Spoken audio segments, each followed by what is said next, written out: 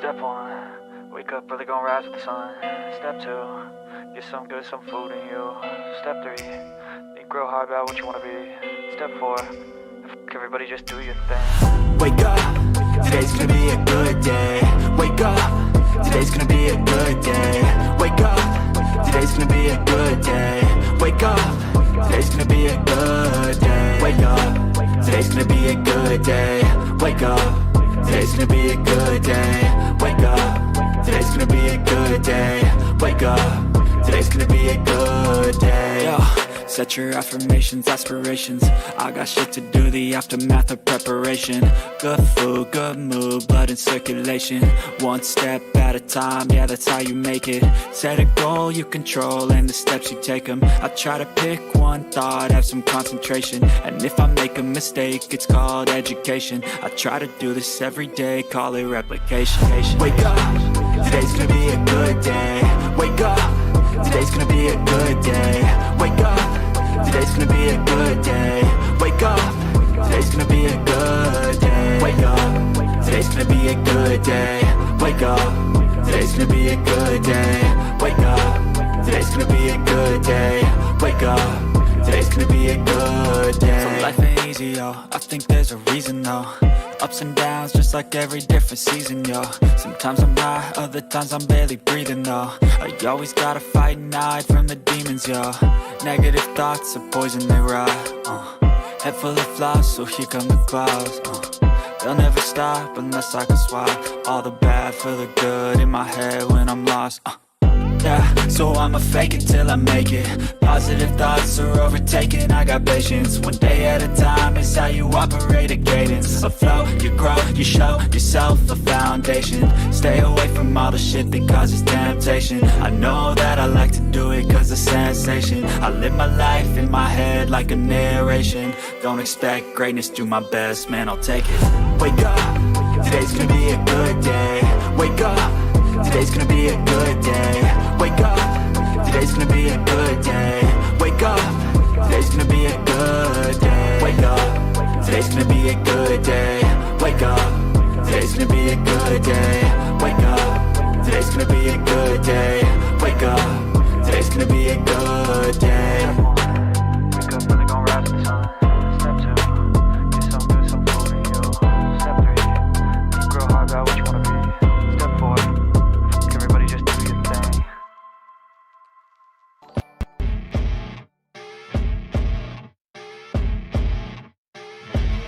As you wake up in the morning, you want to find the latest, greatest information about criminal cases and have an intuitive conversation about the suspects associated with these cases. Head over to the Bullhorn Betty channel on YouTube.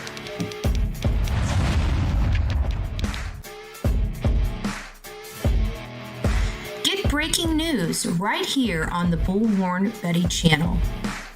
Welcome to the Bullhorn Betty Coffee Club. Enjoy your stay and enjoy your day.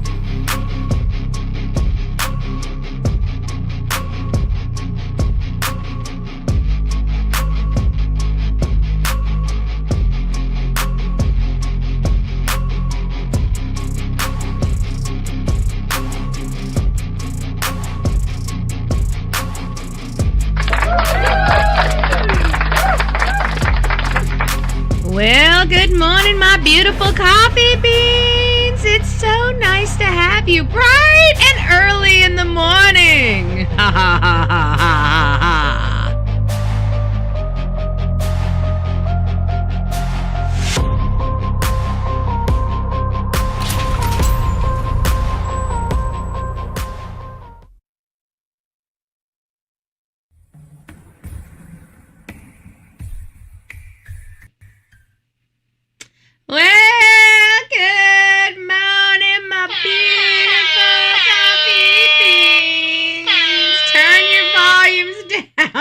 Your volume's down. It feels like Monday morning. It feels like Monday morning. What the hell are you doing up so early, Betty? What are you doing up so early? We're barely getting the crust out of our eyes. We're barely getting crust. I know, we're here ridiculously early. It's not even 6 o'clock in the morning yet. Betty, what are you doing to us? Yeah. Betty gotta work. We got a lot of work to do. I never stop working, folks. I never stop working. We are one of the hardest working channels, I swear, on this. At least it feels that way from this side, okay? I'm not trying to diminish anybody's hard work out there, you content creators. I love you all. Well, most of you, okay? Well, let's not lie. Let's not lie. Most of you I love, right? But I feel like we're one of the hardest working stations on this platform. Okay, I feel like I'll wake up at 3 o'clock in the morning and don't drop until 3 o'clock in the morning. Okay, so I don't know about you, but anyways, it is nice to see everybody. I'm going to start with the vertical chat. I don't think we have a whole lot of people over there. Gina, it's nice to see you this morning. Libby, I saw you came over. Eeyore, I saw you came over. And of course, Sonia, it feels like a crazy lady bouncing between two chats. Thank you so much. We appreciate all your work. I appreciate all your work. Eeyore's over here. There's Libby. There's me. It's nice to see you, Melanie, Sonia. For the faint of heart, mom of 9.5, but that's because she's in the hospital. She doesn't like anybody right now, right? She hasn't slept well. She's been in a freaking hospital where everybody's been walking around. You know, she's ready to slap someone.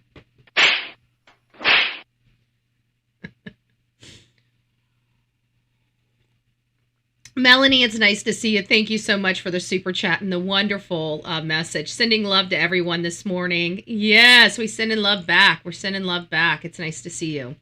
Sandy, it's nice to have you this morning. Nicole, good morning. It's nice to have you, ladies. I hope everybody is doing super well. Sonia's the only night owl. Like, I've been awake. Like, I woke up, I rolled over, I'm like, it's 4:30, it's time to get my butt out of bed. We got such a long day today. Get up, Betty, get up. I wanted to roll over. I did. And I'm just like, nope, you got to get up. And I remember, I almost forgot. Good morning, Brandon. It's nice to see you, love. I hope you're having a wonderful day. Good morning, Casey. I hope you're well. Good morning. You guys are up early.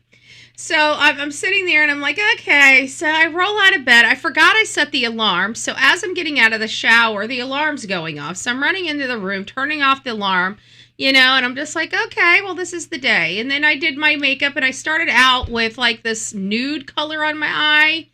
And it didn't make my dark, I didn't realize that. I was just trying to do a different technique that I saw. And so I ended up doing this base color, and it didn't make my dark color. It muted my dark color, so it's not as dark as I want it.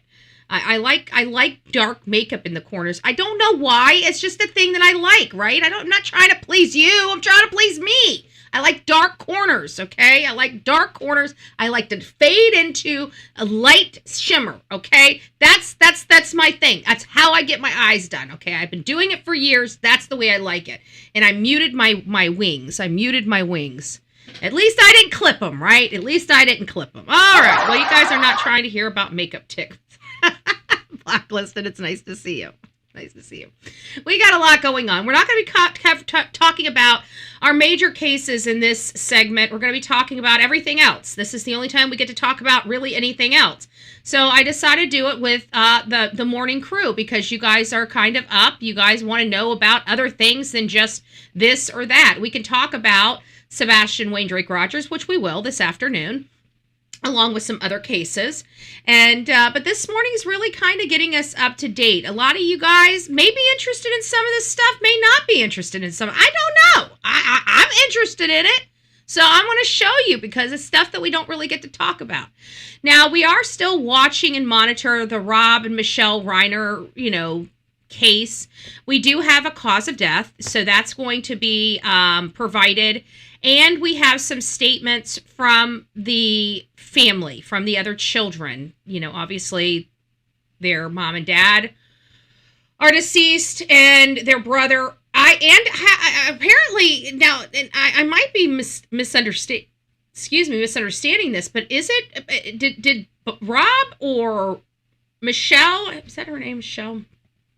Yeah, did Rob or Michelle have a previous relationship or previous children from another relationship? It sounds like there's more children as well. So I'm very curious about that, because it sounds like there is a lifestyle prior to being rich and famous, and there's a lifestyle after being rich and famous. So I'm trying to, I'd like to know whether that's true or not, but we'll find out. We'll flesh that out in our own research that we have coming up. Hey, Jenny, it's nice to see you. Who else came in here? Blacklisted, Casey, I think I said hi to you. I saw, who else is in here? Croy, it's nice to see you. I missed you. I feel like I missed somebody else, but that's okay. That's okay. If I missed you, I'm sorry. It's nice to see you. Welcome. And who else is over on our chat side? Okay, good. It doesn't look like we have, I don't think we have really anybody over here, do we? We have 11 viewers over in the chat. But anyways, getting back to the filmmaker and his wife, there was multiple sharp force injuries. And guys, here's the most alarming, and this is kind of going to come with a sticker shock to, I mean, it was a sticker shock to me, because I figured that there was obviously a violent altercation inside that home. And obviously, Rob has a daughter with Penny Marshall. That's it. Thank you, Casey. Appreciate that. Yep, that's what I heard. Okay, so we do have another step sibling. All right, so getting back to this. Now, we did know that there was an altercation, a violent altercation, where most likely a knife was produced, and both his mom and father were stabbed to death. It goes a lot more brutal than that. It is a lot more brutal. And I'm not sure if it's in this. I just pulled this morning. I'm pretty sure it's got to be in here if they're talking about the autopsy report. But he slit their throats. Rob Reiner, 78, Michelle Singer Reiner, 70, were found dead Sunday at their home in upscale LA neighborhood in Brentwood. Their 32-year-old son, Nick Reiner, has been charged with 2 counts of first-degree murder with special circumstances in their slaying. I think the special circumstances is the brutality of it. I mean, if he slit their throats, I mean, that's pretty brutal. Los Angeles County District Attorney Nathan Hochman announced Tuesday the charges include special allegations that he personally used dangerous and deadly weapon, a knife. So that's kind of the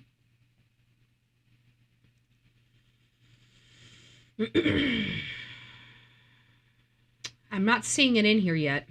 But the bodies of Michelle and Rob were found around 3:40 on Sunday. So many people believe because the night before they had the problem, they believe that they were slain like in the middle of the night. Like, there was an altercation between 11 and midnight, from my understanding.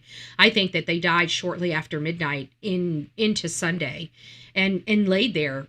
That's why they were in rigor mortis when they were found. But rigor mortis means that they've been there more than 8 hours. Okay, rigor mortis sets in about 8 hours. So, hey, dreaming of blue skies and sandy beaches.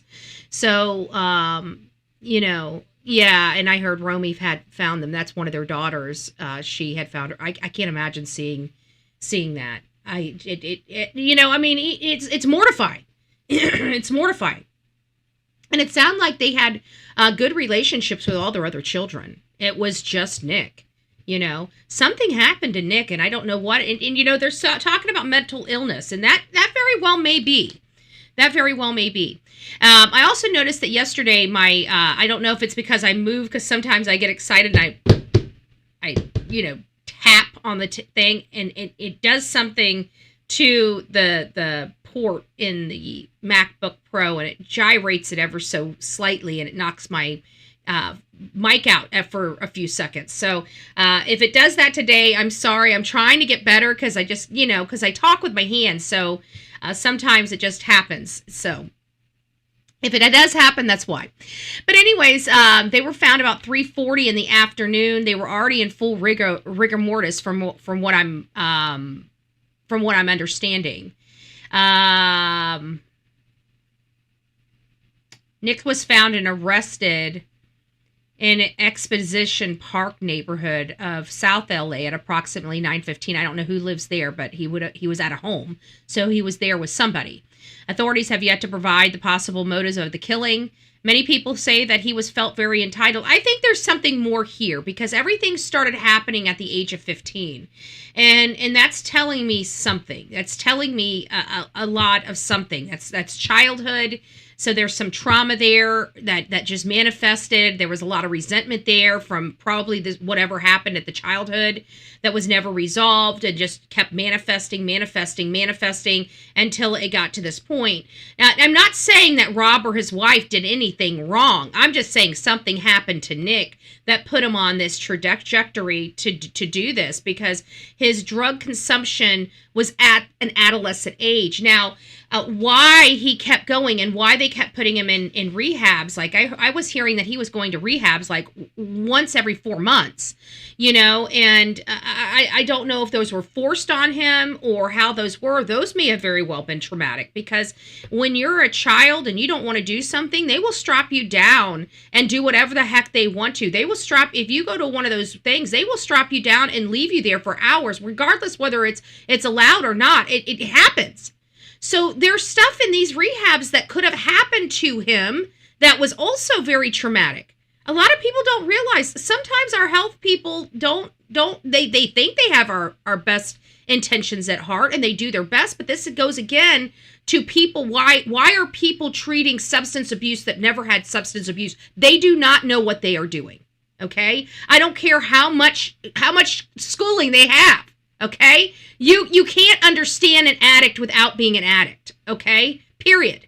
There's no ifs, ands, or there's no gray area there. Okay? You can't learn it. I'm just going to put it out there like that. And for any idiot that thinks they can, you're an idiot. Okay? If that's offensive to you, so what? Don't be an idiot. I don't know what to tell you. Okay?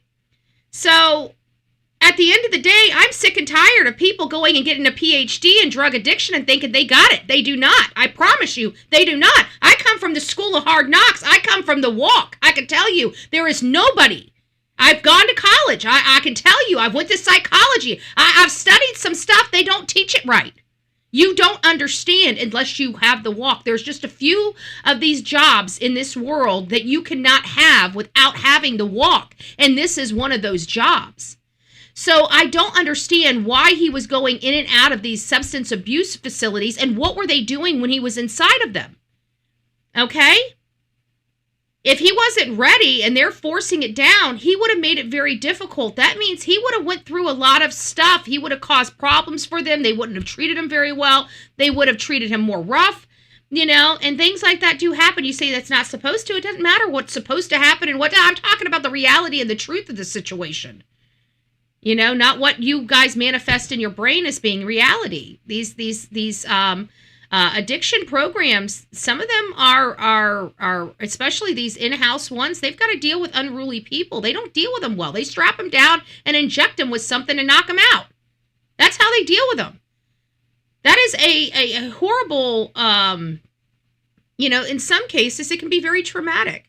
And to come to find out, not that I'm saying every, facility is like that, but it depends. These hospitalization facilities, I've seen some stuff. I've heard some stuff.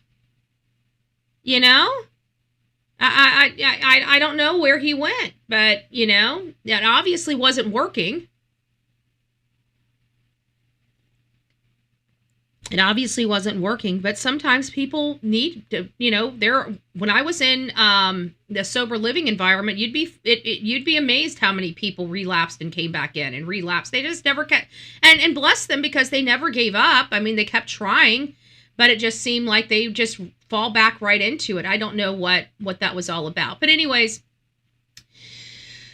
he was arrested on Sunday in the evening, about 6 hours after the bodies were found. Two sources who attended the party said there was a big fight at Conan O'Brien's house that we learned. And, of course, the family had left. And this was prior to the homicides. Monday, brief, but it was brief, but a very loud argument that took place, according to party goers. Nick Reiner's movements following the murders are under investigation. So that'll be interesting. Where did he go? What did he do? I heard that there was a hotel that it was, it was just bloody. The hotel room was just bloody. There was blood everywhere. And so that tells me he was obviously at a hotel or checked into a hotel. Most of them are like that. It's why addicts and those with mental issues don't seek help. Yeah. I think it's important that we talk about it because I'm sorry. I'm very, very, there's just some things that I'm diehard on. Okay. And substance abuse and addiction, I feel like has become a profitable moneymaker because you got usually desperate parents trying to find a way to help their children. And some of those, like the Reiners, come from very, very lofty backgrounds. They have lots and lots of money and can pay almost any price tag. And I feel like these sober places exploit that. I think they exploit, people that are trying to get sober. You don't need to pay $100,000 to try to get sober. Okay. You know what? When I went into the rooms, 90 meetings in 90 days, you guys want the secret sauce. They have to want it first and foremost. You can't force it down their throat. Okay. If they're not ready to give it up or put a plug in the jug, you ain't getting nowhere with them. Okay. You can send them to 15 million facilities. It will not work. Okay. First of all, the required, like literally the first step is they have to want this. They have to understand that their life is completely out of control and that this is it. They have to want it. So if it's being forced by a parent or something like that, you're on the losing end of it. Okay. I can tell you that. And how do I know that? Because again, I've had my walk. My parents tried for a very long time, right? I mean, the bulk of mine was only a 6-month event. But the befores and afters lasted years, okay? It lasted years. There's the side effects, the tapping in, tapping out, back and forth, kind of, better than I was, but still not right. That stuff lasted for years, folks, okay? It wasn't overnight. And I hear this stuff, and it just tells me that, he probably wasn't ready. And, they were trying to keep all of this under wraps. They didn't want people knowing they were struggling. They were trying to keep, they're a high profile family and they're trying to keep everything. And that's what's so sad. Their family, they can't even live and get the help that they need because they're a high profile family and, the information getting out. I mean, I'm very low, known, whatever. And I think like that in many cases too. Never had to think about that before. But people take things and run with it and do a spin on it. And next thing you know, you're dealing with this, dealing with that. And people just don't want to deal with it when they feel like their whole life is in crisis. But their whole life has been in crisis and they've kept it to themselves. That's one of the worst things that they could have done, in my opinion. In my opinion, and this is for you guys, I'm just going to tell you, from one person that my family helped until they didn't, right? I always had, that's probably a lot to do with me and my father's, sorry, something's, I don't know. We got stuff being produced on here and we're getting laggy, but that might've been because, I always relied on my father to bail me out. And my father was like, I'm done.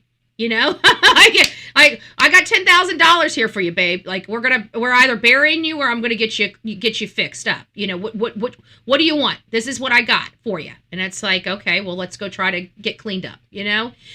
Because that's what he said. My father came to my house and basically told me, I've got $10,000 here. What do you want to do with it? I'm either gonna bury you with it or we're gonna get you better with it. And that's where my recovery and my beginning started. And it was my father stopping, enabling me and saying, this is it. So you tell me what you want to do. If you're ready, then let's go do this thing. If you're not, well, then I'm setting this aside so we can at least give you a good funeral. I mean, talk about, a wake-up call, right? A wake-up call. Can you imagine if somebody from these higher net worths said something like that to their kid? Like, I've got, we're going to stick this $100,000 over here for you. Okay, this is going to be either to bury you or to get you clean. You make the decision. But regardless, you're getting out this house. You're not going to put me or the family through this shit anymore, you know? And sometimes you just have to be like that, and you have to be willing to allow them to hit bottom. Sometimes bottom might be a false bottom. They may need to drop a few more feet in that dark black hole. Sometimes they may not come out of that dark black hole, but you don't need to put yourself in it while they're going down it. Okay. And that's important. That's important. It sounds like this family did that to themselves. Look at their mess that they've created. Now we got two wonderful people, you know, and again, I don't know them personally. They've said some horrible things about our president. Our president has made some snarky remarks that have offended people. I really don't care whether they offended people or not. Was he entitled to make them? In my opinion, he was. We're not making them, and he wasn't celebrating. So, you know, the way that I look at that, but at the end of the day, this guy never did anything to me. And we are a true crime channel, and at the end of the day, we do not believe in violence. We want to find out what happened. Oh, good morning, Justin. It's nice to see you. We want to find out what happened to him, and if there's something that's here that can prevent something, we want to put that on a pedestal and see what we can do with that. Is there something that could have helped? You know, a lot of these things, sometimes parents come here, they're struggling with their own children, and they're struggling in silence with their own child's addiction or mental health, you know, not knowing what's going on. And sometimes they may stumble across accidentally a true crime channel, and they're talking about addiction, and next thing you know, it's giving mom and dad an opportunity to look at things a little differently. Who knows? It's a struggle that I think many parents in our country have had. Again, I think it supports our statement that addiction doesn't matter, you know, who you are, where you come from, what your religion is, what your net worth is. I mean, this kid had literally everything. The world was his oyster, and he pissed it away. You know, it's sad, and I'm trying to find out why. What happened to this kid? And it does come back to what happened to this kid, because I truly, if I believe what I think I believe that he started feeling, you know, left out. I feel like he felt, not that this was warranted, and it may be part of his mental illness as well, but he felt very abandoned by his family. I do believe that. Yeah.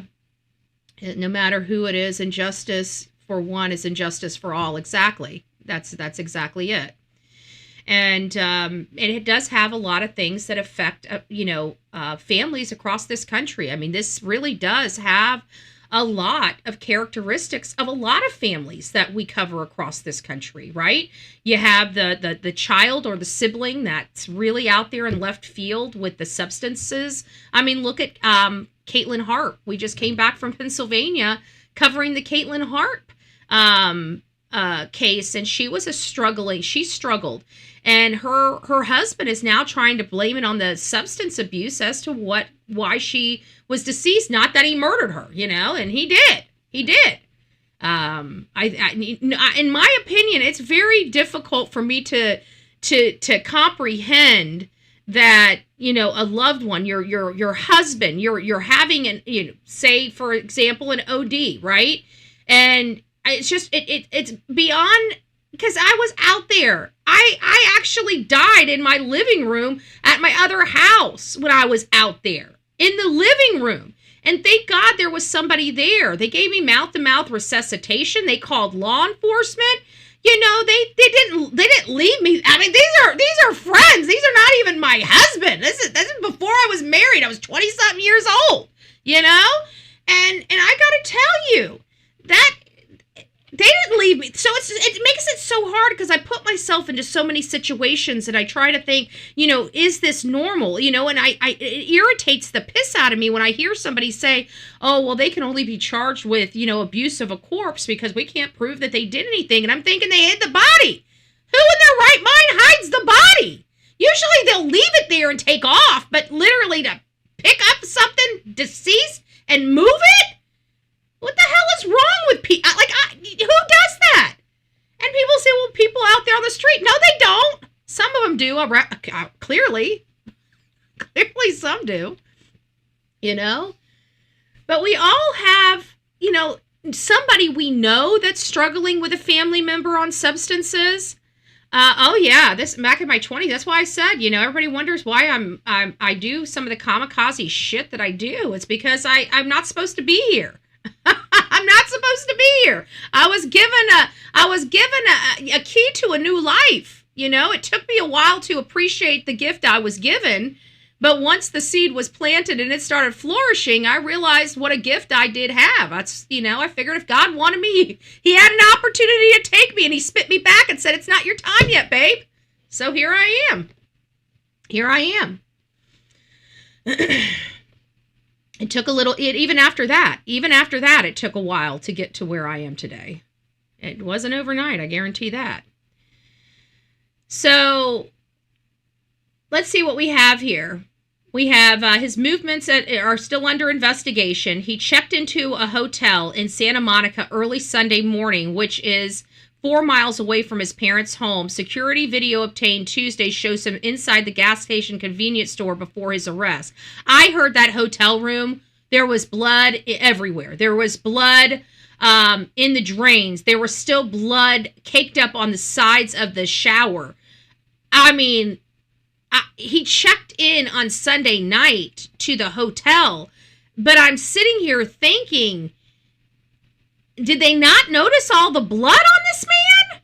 Like, how could he have that much? This is what I'm hearing. Now, granted, what I hear in some of these back channels doesn't necessarily mean it's accurate. Okay, guys, somebody could have been really, really creative in some wording they got out there, but I'm telling you, I from what I heard is it was a bloody mess in that hotel room. I heard that too about the blood. Okay, so I'm not losing my marbles over here. I didn't either, Betty. Damn woman. Glad you're here now. Yeah, I tell people it's a walk. No treatment center will do anything to dry you out. And then comes where, yeah. But, I was never on what they've got now. I was never, opioid pills or anything like that. I've never, none of that, So from my understanding, that is much different from anything that I ever, went through. And from my understanding, any addiction's hard to overcome. But from my understanding that the H and the OPS, I'm hearing that is really, really hard. If you got teenage kids, you guys need to be talking to them because they have to abstain. And from what I'm hearing is once they got that hook in them, it's hard to unhook them. And just with that particular substance, it's hard with any substance, even alcohol. Some people, they can just quit cold turkey, never drink a drop again. Some people can't. It's just like that. But this other stuff that's on the market, that fent, the OPS, the synthetics, I'm hearing that is really, really, really bad. And I'm glad it wasn't around during my time because I don't know if I would have survived. If I would have gotten involved in that stuff from everything I've seen, I don't know how anybody survives very long anymore, I really don't from everything I'm hearing. But again, it's something I really don't have a whole lot of experience in. But I know it's lethal. So his first court hearing was Wednesday, and his arraignment is scheduled for January 7th. He was in court, but nobody could see him. The cameras didn't get him. So his charges right now carry a life sentence without the possibility of parole or the death penalty. And again, this is in California, so I'm never confident that there's going to be a DP, because again, Rob and Michelle, they were the liberal elite out there. I'm not, you guys know how I feel about that, but in all fairness, he's deceased, but we have to talk about him. But he's part of the liberal elite, okay? And they didn't believe in the death penalty. So the fact that he was that person and he's from the state of California, and the fact that you're going to have person after person talk about, Rob and his wife, Michelle, always sticking up and defending their son, Nick, and that even if they would have survived these attacks, they would still be defending their son, Nick. The chance, which I think is just sick, just mentally sick, the whole family needed some therapy, in my opinion. But, I digress. But it's seeing how that they would have been like that. I would think that the courts would honor their final wishes, and not. I just don't see him getting the DP. I really don't. It's just. Yeah, Ender Newsom, the DP, they can still be charged and convicted, but there's a moratorium, so they're basically forcing everybody to live out their DP as a life sentence versus DP. But it's still on the books. They could still get it. So when the moratorium is lifted, they could start putting people to death in the state of California. So we'll see how that works. But I really don't think, because I think because of the person the victim is and being against DP and being very public, out there in California and being part of the California lifestyle, which that's just, part of the makeup of California, especially the elitist. I just don't see where he's going to get it. That's just my opinion. I might get surprised. I might be surprised, but I just don't see, I don't see their son getting the death penalty. Just my thoughts all in all. So Rob and Michelle, as you guys know, were married in 1989 and had 3 children together. Their 2 other children, Jake and Romy Reiner, released a statement Wednesday calling the loss of their parents horrific and devastating. So his brother and sister have made a public statement, and we're going to be going over that here in just a second. Let me go ahead and get out of this one, and then we'll get in. There we go. There. I'll go ahead and bring this up.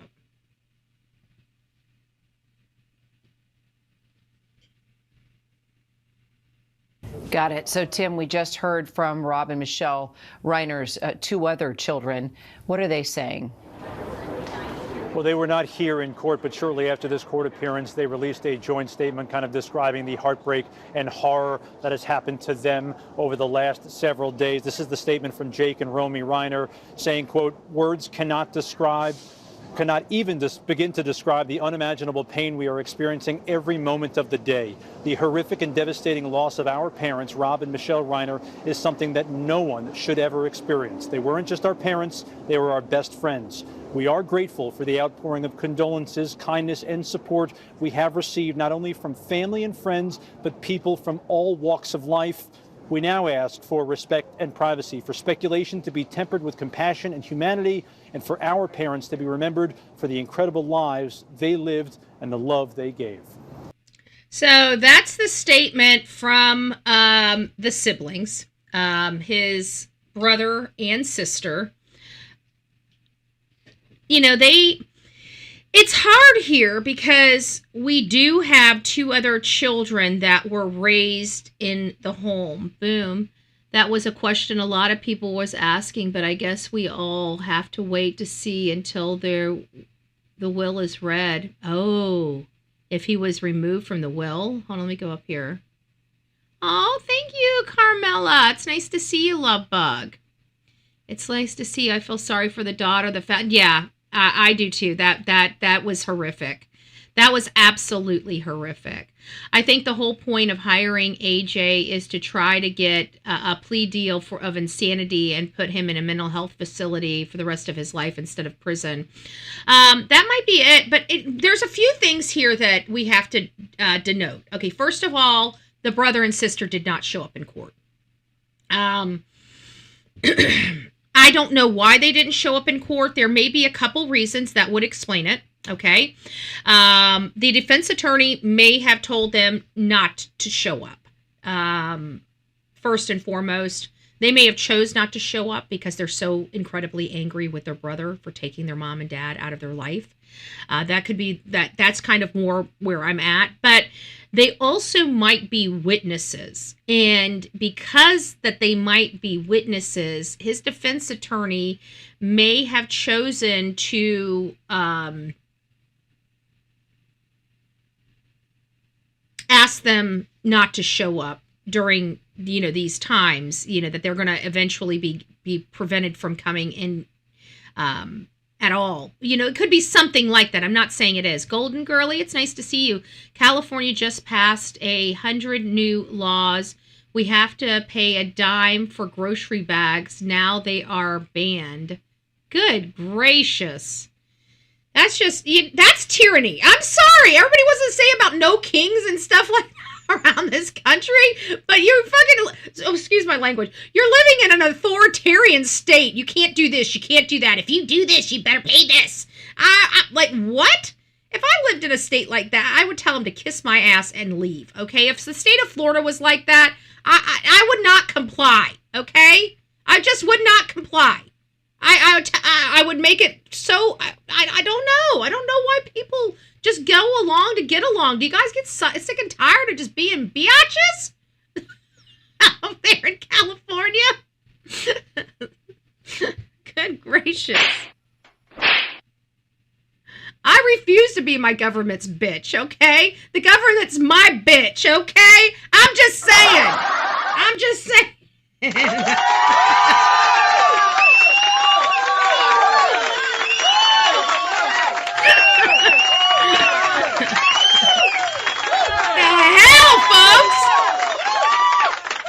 California? You guys are rough, tough cream puffs. Stand up. I mean, what the hell? I think somebody, can you imagine Governor DeSantis telling me I can't have a plastic bag? Dude, I will come to your home and protest. Do you understand that, sir? Don't tell me I can't have my damn bag. Give me my bag. Give me my bag.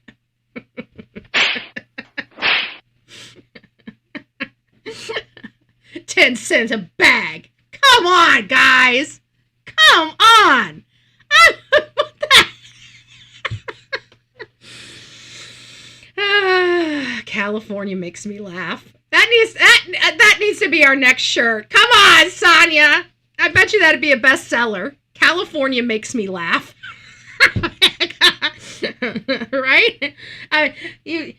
What's their laws? Just laugh, right? I mean, good gracious, we got Melody Buzzard still missing, right? They can't even go and arrest the mama because they got their laws so screwed up that they decriminalized truancy. So now they don't even have a way to go after a mom that has a missing kid.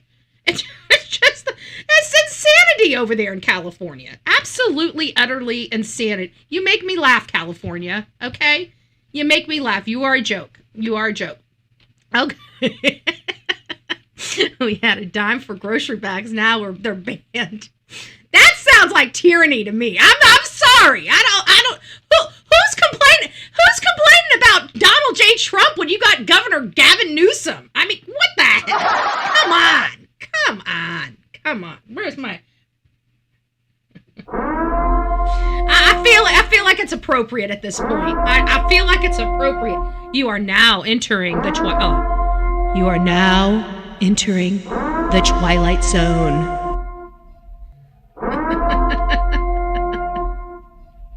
California king bags worth that 10,000 miles apart. Yeah. Oh, good gracious. We've been paying for shop. What? Why do you put up with that? I would walk out of a store and make the manager know you're losing all my business because you want to charge me for plastic bags. You just lost $15 worth it for 30 cents. I would go in there and make a scene like I am taking my $150 grocery bill to somebody that gives me free bags. You know? That's what I would do. I don't know. I don't know. A whole different type. That's a whole different type.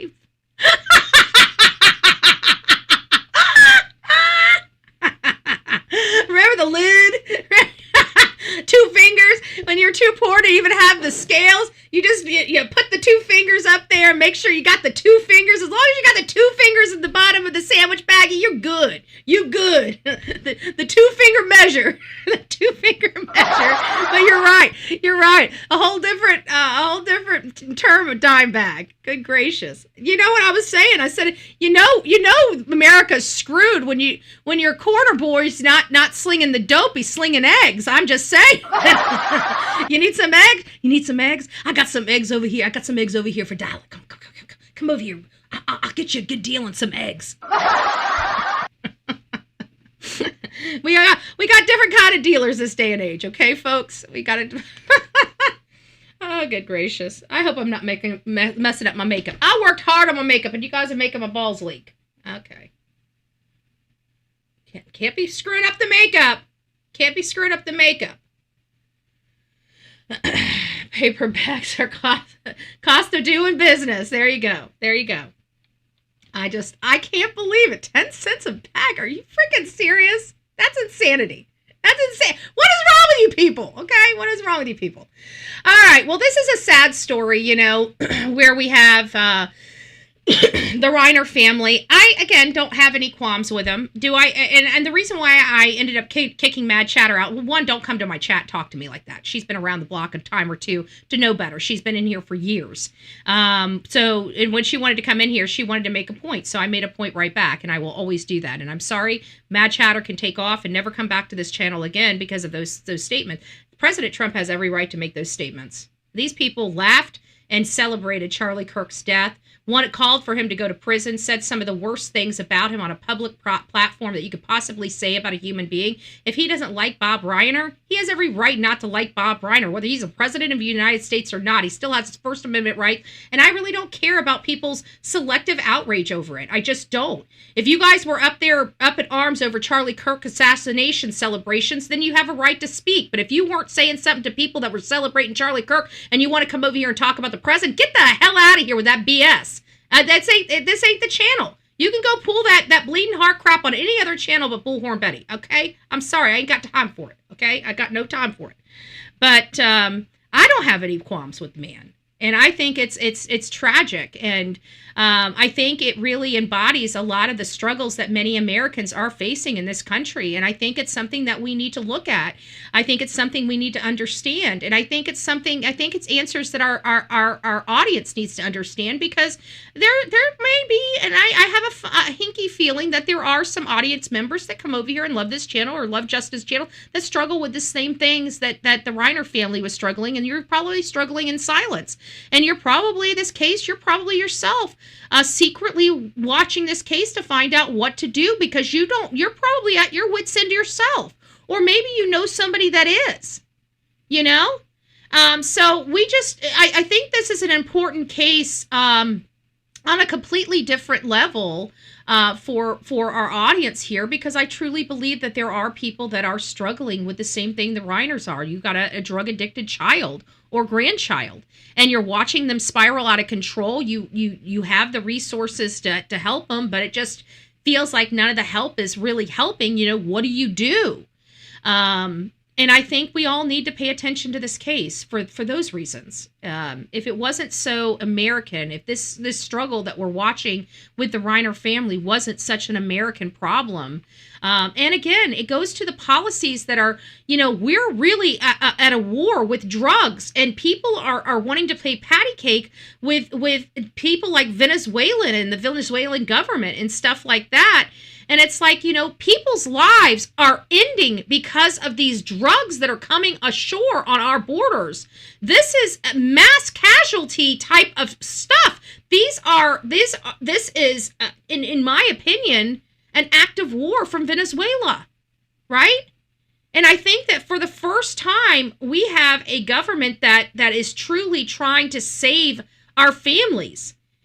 And we got boneheads literally trying to prevent it from happening. Look at this. If there was no drugs in this country, would this case be even on the Bullhorn Betty channel? Would half the cases we cover be on the Bullhorn Betty channel? And my answer is no. These drugs are 90% of our criminal problems in this country. I truly believe, I mean, it realistically probably 60%. You know, but I think that there's a lot of percentage. If we didn't have addiction, substance abuse, or alcohol abuse, or violence in the home, we wouldn't have we wouldn't have 90% of the crime we have, especially inside homes, you know, DV type things, SA, Rs, you know, things that go on behind closed doors that people don't want to acknowledge. You know, I feel like those things would not be at the record numbers that they are without the substances. So it's a big percentage. I'm sure it's a large percentage. Yeah. Very, very large. And so this would be just one of those statistics. If there wasn't substances, would these two people be deceased? And the answer is no. I don't believe they would be. I believe they would have been able to have a great son. It sounds like they raised 2 other children in the household, and they turned out well-rounded individuals. What happened? This is where it comes down to what happened to Nick. And I know people are just saying he's delusional, he's this. Something made him that way. And maybe we don't understand, and maybe it's ridiculous even when we find out what it was that turned him like this. But at the end of the day, it was still something. And I'm interested in the something. It's a big issue. Yeah, exactly. But I'm definitely interested in the why. Why are we here? And how can we prevent another family from going through it? That's really my only focus with all of this. Guys, I know we don't get into celebrity news, and this is, and we're going from Rob Reiner to another celebrity news, and it's like, Betty, what are you trying to do to us over here? We're not with the celebs. But I can't help it, because this is mind-blowing. It's mind-blowing. Okay, I have not been watching. You guys know we come up here with the David and Celeste, saga here and there. We give an update. I'm not really in it because I can't stand the unscrupulous PI. I'm not going to cover something where I have to cover any statement that MFer makes. Sorry, not sorry, but you guys know me. I'm very stubborn. And when I have a line in the sand, I have a line in the sand. However, this is so mind-blowing, I can't help it. I literally can't help but to bring another criminal entertainment news story to all of your ears. There was an incinerator on the property, folks. Did you hear me? People are still... I look over the chat and there's still people talking about the 10-cent bag. Nobody likes paying for plastic bags, okay? I would walk out. You know what? There's only one place that I bring my bags, because even Aldi. I won't go to Aldi because they make me put a quarter in for the buggy. I won't go there. I won't, and it's specific because they make me put a quarter in for the buggy. To take a buggy, I have to put a quarter. Now, granted, you get the quarter back when you plug the buggy back in. I don't care. It's not my quarter. I'm touching somebody else's quarter when I go put my buggy back in. I don't want to do that. It's disgusting to me. I don't want to pay for a buggy. If you are so poor that you lock your stupid buggies up, then that's on you. I've never shopped at Aldi's over having to pay a quarter to use a buggy. Okay? Just to put it out there. However, I have gone over to Save-A-Lot, which charges you for bags if you're using. They give you free boxes if they have the boxes. Once the boxes are gone, they're gone. They do give you things that you can use to pack up your groceries, but it's one of those things where you save a lot if you bring your own bags, okay? They're not telling you got to buy their bags, and they're not telling you you got to use their boxes. You can bring your own bags in to load up your groceries, but that is their design. The hell? Oh, reminding me, don't go over. That was my thing. If I hadn't started my live, to make sure my live was started. I had to remember today because today is such a tight schedule for me that if I don't have my alarms going off to keep me on schedule, I will. But I was doing great. We started our live. We've already been going on for an hour, so we've been able to cover quite a lot. I've enjoyed this. You get quarterbacked. You get the quarterback with Betty. Yeah. Yeah. But it brings a whole new question to my mind. If they had an incinerator on the property where David was, could David be the killer? Could David be the killer if there was an incinerator on the property? Why did they just throw her into the incinerator? Why would they put her in the frunk? I sound so dirty saying that. Sorry.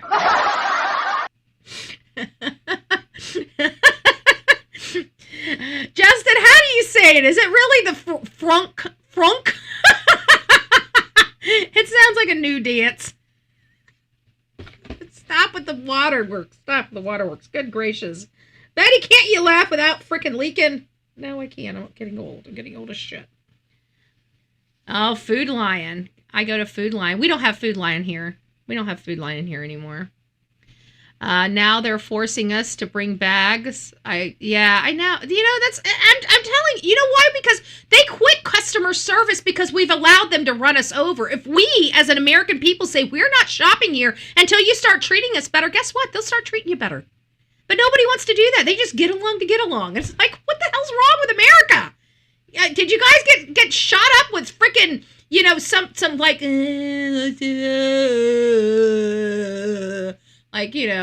Homer Simpson with the drool dripping down his freaking chin?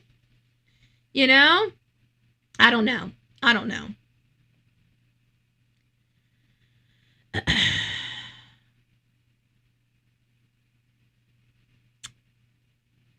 His gay lover is the killer.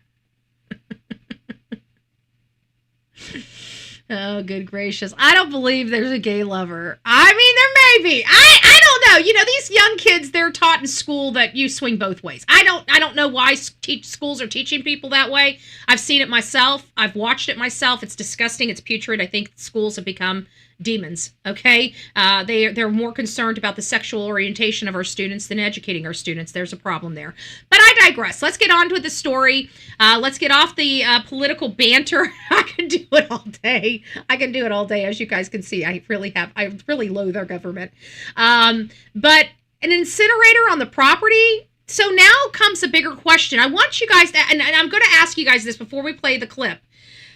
If he was the murderer, and we heard she was kind of choppy, which, because TMZ kind of got some information wrong, like really wrong, and it makes me question the other stuff that they released about this case because they got something really wrong. They basically said she was frozen, and we're hearing she wasn't frozen. Where they got that information, I have no idea. It might have been from that unscrupulous PI leaking some information that was untrue because he lies about everything. How big is the incinerator? Good question. Let's find out. I think it's a good time. It's a good segue into where we are with this whole thing. I also have an update tonight on the case of the burn cage singer David and the runaway teen girlfriend who was found dead in the trunk of his Tesla. For weeks, we've been wondering. Okay, hold on. Let me get this up so you guys can see my. Hey, I'm back. So I wanted to show you guys this. So we guys know that over there is David. This is Celeste, and of course we know my BFF behind me.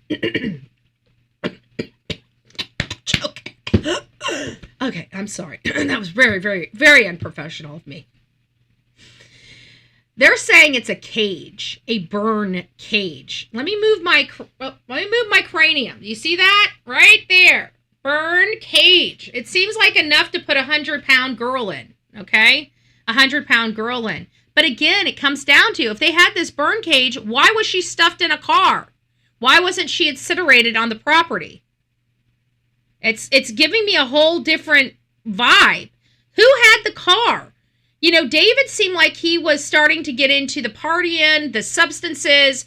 He had so much money as such a young guy. He was probably just throwing it around like it was nothing. That's what these young punks do. They don't save anything for the rainy day. They think it's going to be flowing like that for forever, so they spend it like it's going to be flowing like that for forever.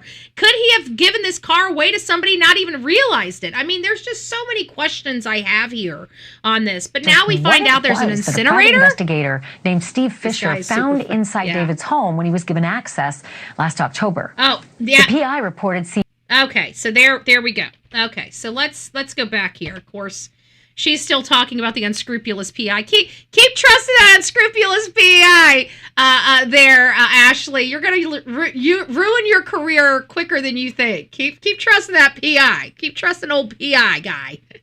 For weeks, we've been wondering just what it was that a private investigator named Steve PI in the Hollywood Hills, and today we are learning about one of those items. Steve Fisher has confirmed it was something called a burn cage. Take a look at your screen. That's what a burn cage looks like. It's used usually on farms to incinerate waste and debris, but lots of private homes have them as well. This particular model can apparently get up to a whopping 1,600 degrees Fahrenheit, which is about 200 degrees hotter than the temperature required to burn human bones. And this is... Okay.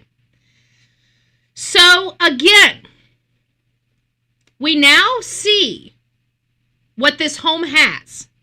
Okay? You guys get it, right? That's pretty scary looking stuff right there, okay? I'm just saying. I don't know about you, but I ain't trying to fall into that. However, if this was on the property and they could have burned a mess ton of debris, and this is 200 degrees hotter than it needs to turn a human being to dust, why was she allegedly choppy in a frunk of a Tesla? You see what I'm saying? Now it kind of makes me understand why we're questioning whether, what's taking so long for this David character to be arrested. He may not have had anything to do with it. And not only that, it sounds to me that she might have, if I'm not mistaken, she might have OD'd. It sounds like there was a lot of substances going on. And I'd like to know how in the world this woman was able to have this young woman. Hey, Betty, come on now. She's 14 years old. This young girl. I would like to know how this young girl was able to have so much plastic surgery. It sounded like she had a breast enhancement. It sounded like she had something done to her butt. 14 years old, having breast augmentations and butt lifts or whatever the I don't know what she had done, but she had something. In my opinion, I think it's unrelated. I think it's probably trying to burn other stuff. Yeah, maybe other stuff, but again, it comes back to if it could burn hot enough to disintegrate a body, why would they put her in a car and park her on a side street in a car that belonged to him? It just seemed crazy. Was the birdcage already assembled? It sounds like it.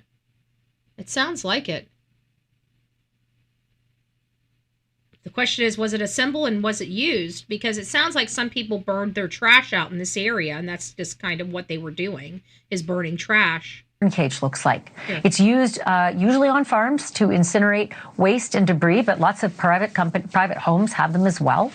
This particular model can apparently get up to a whopping 1,600 degrees Fahrenheit, which is about 200 degrees hotter than the temperature required to burn. 200 degrees hotter than what is required to burn human bones. And this is the photograph Steve took of that burn device.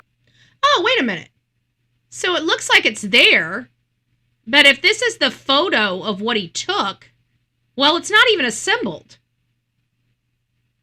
So I think that answers your question, Justin. It doesn't even appear that the burn thingy, the burn cage, is even assembled. So that's pretty interesting. The burn cage inside David's home. He noted that these types of incinerators are illegal in LA County, and that even if it were a prop, say used for a music video, still doesn't seem to be much of a reason for it to be delivered to his home. Still no word on an arrest in this case, but with evidence like this, might only be a matter of time. Thank you for watching. Subscribe below and download our News Nation app right now on your phone.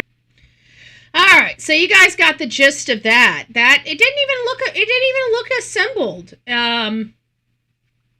The picture that was taken, and again, it's just more hype from a unscrupulous PI. It doesn't look like it was assembled. It doesn't look like it was used. And if it's not assembled and not used, then there was no laws broken. And how can they get something in the state of California if it's not allowed to be in the state of California? I thought there would be some type of prevention to be had. If somebody, buys something that is illegal in the state, I mean, shouldn't the people that are selling stuff and products online know what state they're allowed to sell in? Wouldn't that be a crime of some sort? I mean, I think we need to be looking at that. But what I'm looking at here doesn't look like anything has been assembled. It looked like the box was opened or damaged upon delivery. It might have been heading back. When was it purchased? And how do we know it wasn't purchased by the prior homeowner that Steve is working for, but because it's illegal, is pushing it off on the person that rented his house? Was the furniture in the house, was it the prior owners, or was it David's stuff? Was it the place empty, no furniture in, they had to bring in their own furniture? Because if so, then everything in the house is David's or David's manager or management companies. So I'm just curious. I'm curious what we're dealing with here. But again, I have no earthly idea other than there is a burn cage. And if there was a burn cage, again, why is she there? Why didn't they set it up? Why didn't they burn it? Maybe it was too large. But it clearly wasn't used, so that might explain why she wound up in the car. Choppy. It sounds like she was choppy. I don't know. Intentions, and he has no farm in L.A., LOL. You cannot burn outside over half a mile. Maybe they were planning on taking it somewhere and doing it elsewhere, But again, maybe it was a prop, because you see a lot of thank you, Lisa. It's really easy not to warm others, just walk away. Yeah. You cannot burn outside over half the time. They even limit burn in fire pits here. Oh, that's good information. Okay. But it makes you wonder, and is this really even something we need to be talking about? Because it clearly wasn't set up. So if he didn't have the burn, I'm looking at the box, maybe, and she said, I missed that, where she said, this is the picture he took. So when I realized that box was a picture he took, then it told me that was never set up. But we do see the movie thing. You got to remember, this guy is a musician, so we've seen Kiss. We've seen other musicians use, fires and stuff in their music videos and stuff like that. This could have very well been like they said, a prop for a music video, and literally have no bearing of anything. But they're saying it's illegal in the state and da da da da da da da da. Anybody that's searching online, like if we. Let me explain it like this, because I do have an experience. I forgot about this, but it just came back into my mind. And it was when Vince bought his Ram. When we got the 2011 Ram pickup truck for Vince.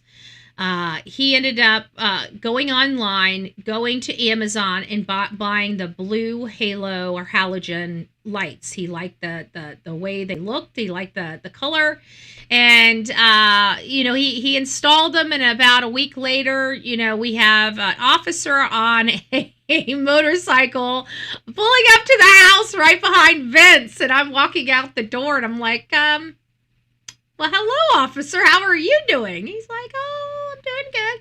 Nice officer. We've seen him a lot of places, because we usually go out and eat food, at a particular restaurant. And there's a lot of officers. He's usually there every morning when we were going there. So we kind of knew each other, didn't know each other by name, but knew each other by face, right? So he wasn't there to ticket Vince, but apparently those blue halogen lights are unlawful in the state of Florida, and he could get a ticket. So he wasn't trying to give Vince a ticket. He was just letting him know that it's a ticketable offense, and he might come across an officer that isn't as nice as him, and it's going to ticket him.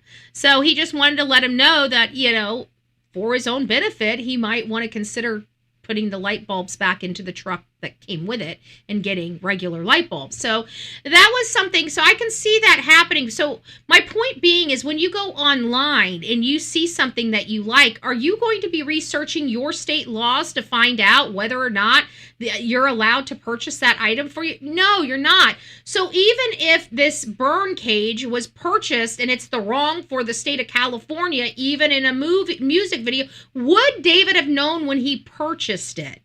Just like we didn't know about the blue halogen. Justin's like, I can't stand those damn lights. Well, apparently the officers here in Florida couldn't stand them either, because it was funny. I'm sitting there kitchen, and I'm looking out the window, and there's Vince, and I'm looking. I'm like, is that a cop on a motorcycle? So I'm walking out the door. I'm like, how you doing, officer? How's your day going, Mr. Ossifer? You know, the question like they always say, how you doing, man? It's that you know, that question of what the hell are you doing here? How you doing, sir? How you doing, sir? Yeah, they blind you. So that's what they were saying. It screws with people's you know, vision. And so apparently we're not allowed to have, but so Vince took him out. You know, it was like a 2-hour process. It was 2-hour process to put him in, 2-hour process to take him out, whatever the case may be. But that's kind of what he did. And so it was pretty good. It was pretty good. So burn cage, I don't know. I'm still, you know, is iffy. I just looked up the burn cage, the one that was showing on the news and is kind of used on farms.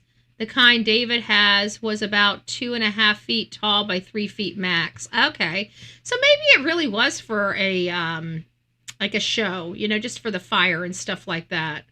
Interesting. Yeah, it didn't look like a very big box. But you're also not talking about a very big girl either. And it might have been something where they thought, well, let's get this and maybe we'll dispose of her this way, right? And when they got the box, they realized they have to put it together. They realized it's more to do, that this is not going to be big enough, and they're screwed. And so they probably just said, okay, just throw her in the frunk and let's go ditch the car. But they had so much time to ditch the car. Why would they ditch it around the corner from their own property? Why wouldn't they drive it into a river or a lake, or go drop it and dunk it into the Sahara Desert or something like that? I mean, he had money. He had ways of getting this transported out, you know? I'm just not sure why he didn't do something a little bit more. There goes the media making things bigger than it. Yeah, exactly. Well, think about where the information came from, Justin. Came from the unscrupulous PI. Of course they're making him. And we're talking about Ashley Banfield. Don't forget, like when Melody Buzzard, she could be dead. This lady is just freaking cuckoo for Cocoa Puffs. Oh, cuckoo for Cocoa Puffs. So anyways, we're getting on with some things, and we got Fox News update, okay? We got some more celebrity political news going on, and it's like, you know, there's been a feud going on between Erica Kirk, well, it sounds like it, Erica Kirk and Candace Owens. Candace Owens originally came out and basically accused Turning Point staff and the security may have had something to do with Charlie Kirk, which couldn't be further from the truth. And everybody's like, well, they stood up and they took all these cards out. You got to understand, this is a security team, okay? That means that they are trained and prepared for just about anything. This could have been their protocol if this type of thing happened. You guys think that security teams don't think that there could be an assassination attempt and don't plan for that? You don't think that they do training exercises if something like that happens? They do. They do. Just like our students in school, they have exercises for mass casualty events now. They have exercises for hurricanes or tornadoes, depending on what area of the country they are from.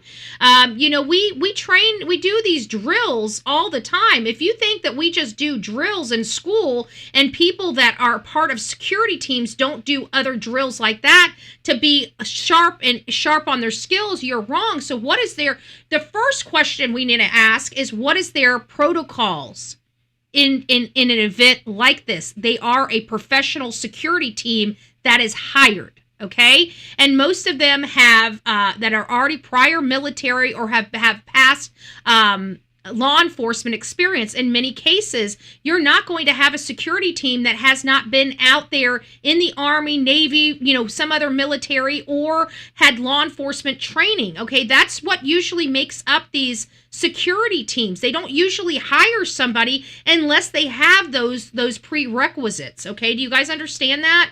So, things from the outside might look highly suspicious, but until you ask the right questions, it may be completely logical, because we don't know what their protocols were in an event like this. We don't know what their drills required, but have they done drills like this? Of course they have. They have to be prepared for anything happening. That's the why you spend so much money on security teams. You're not buying, somebody that worked at McDonald's. You guys understand that, right? You're dealing with people. This is their business. This is their business. So we have to look at it from that angle. But, I digress. There was, she really started this hoopla. And then, of course, Erica came out and basically told her to sit down and shut up, basically, publicly. Like, you don't know what the hell you're talking about. And how dare you accuse people I work with, my UP Turning Points, TPU, USA family. And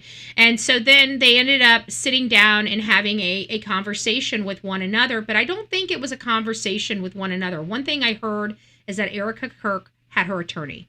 So Erica Kirk's attorney was there, and that tells me something. Okay, it tells me that they were not playing.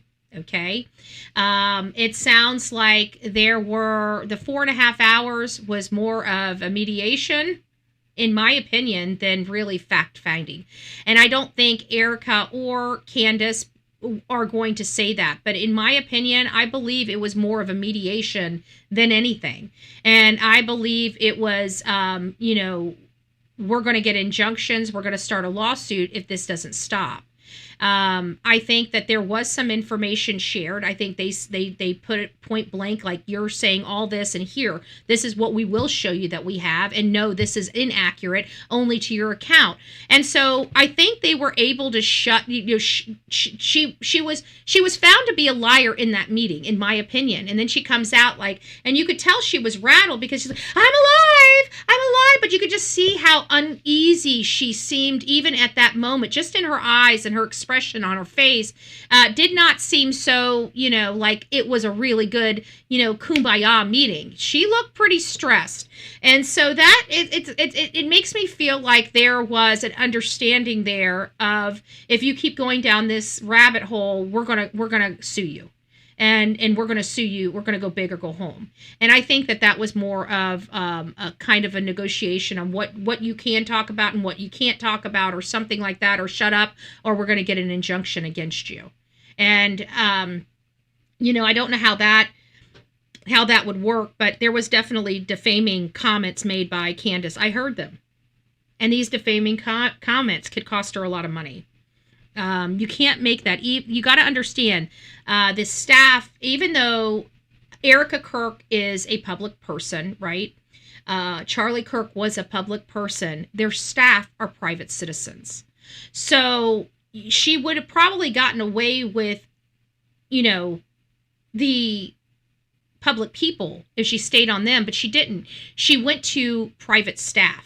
And those private staff are not public individuals. They're not in the spotlight. Many people don't even know their names. They are private citizens.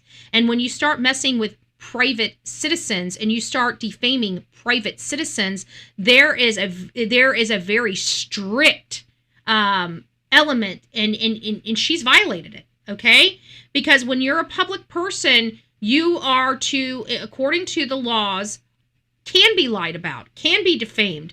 You have a higher burden to meet. That means the defamation has to be really egregious for a public person to go after defamation.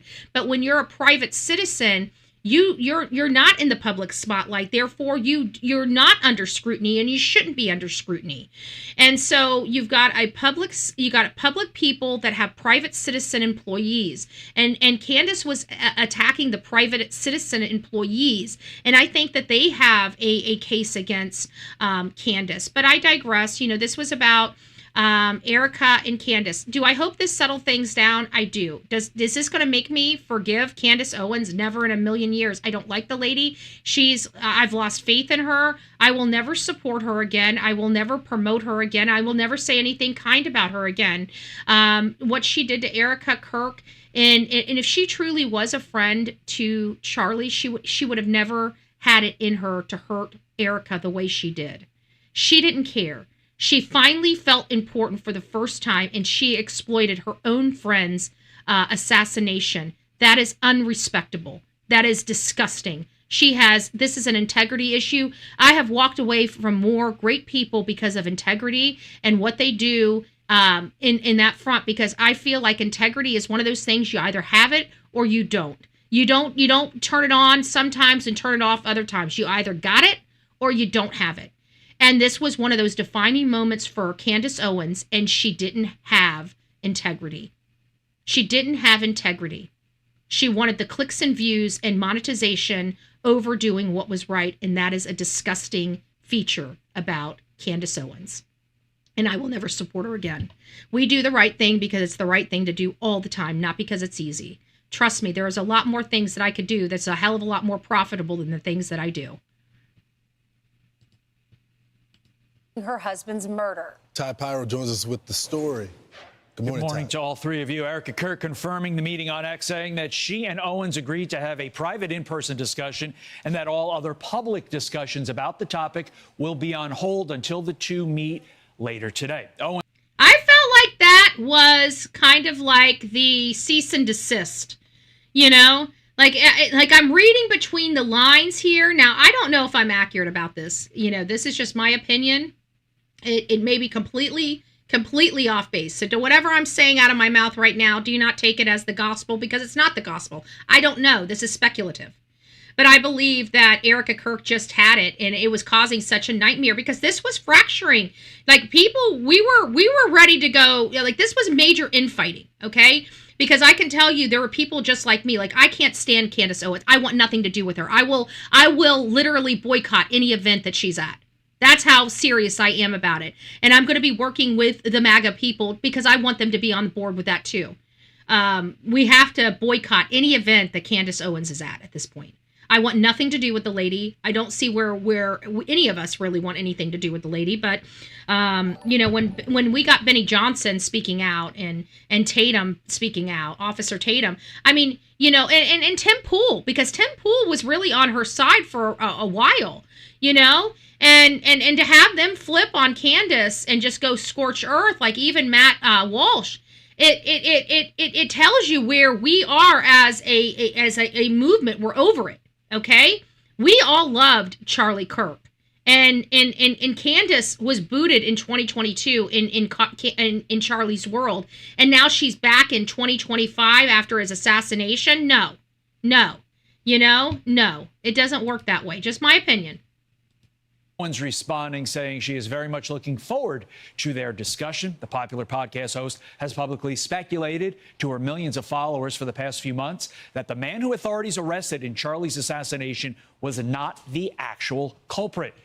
And I will tell you this, Candace Owens is not an investigator, okay? She has never held a position where she has been a decent investigator. She does investigative reporting on politics. She literally knows zilch about criminal procedure.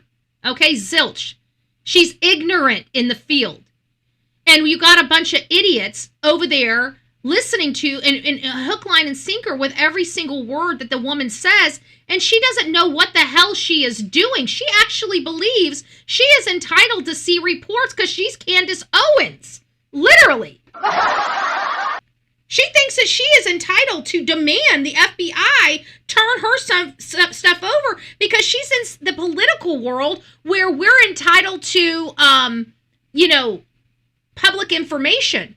She's so dense in the skull that she honestly thinks she's entitled to this information under public information. And people literally are listening to Candace Owens talk about this, and I'm sorry, she doesn't know what the hell she's talking about. She just doesn't. And anybody with a brain cell and listens to how she's talking and how she's breaking down this case, you can tell she doesn't know what she is doing. And to have people just hook, line, and sinker with every single word she's saying is very sad. It's sad. Now, I'm not saying that Tyler Robinson acted alone. I'm not saying that he wasn't put up to this. I'm not saying MK Ultra is not involved somehow in this story. But what I am saying is that it didn't look like Erica Kirk wanted to assassinate her own husband, and it definitely did not look like the employees, his best friends, wanted him dead. I'm sorry. Call me crazy. But it looked like everybody was really, really hurt by his death. It caused a major fraction in the TPUSA family. So I'm sorry. I'm just not on board. It doesn't logically make sense. It doesn't logically make sense, and that's where I've been. Yet that's what Candace Owens has been pushing. She's been wrong in all of this, in my opinion.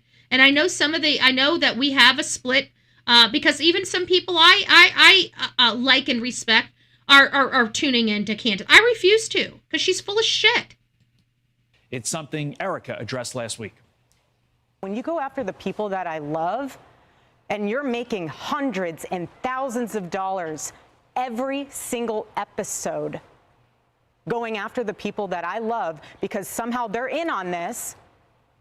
No, your words are very powerful, and we are human. We have more death threats on our team and our side than I have ever seen. I have kidnapping threats. I have, you name it, we have. You think she deserves to go through all that?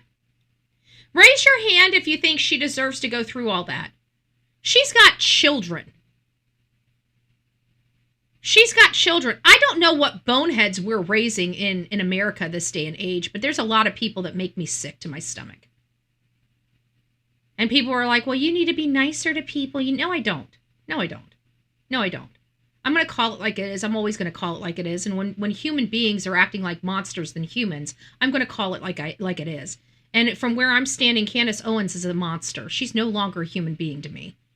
Okay? She is a monster. She didn't mind hurting people that she used to call friend. I can't stand backstabbers. I can't stand opportunistic people. And I feel that that is exactly what Candace Owens is.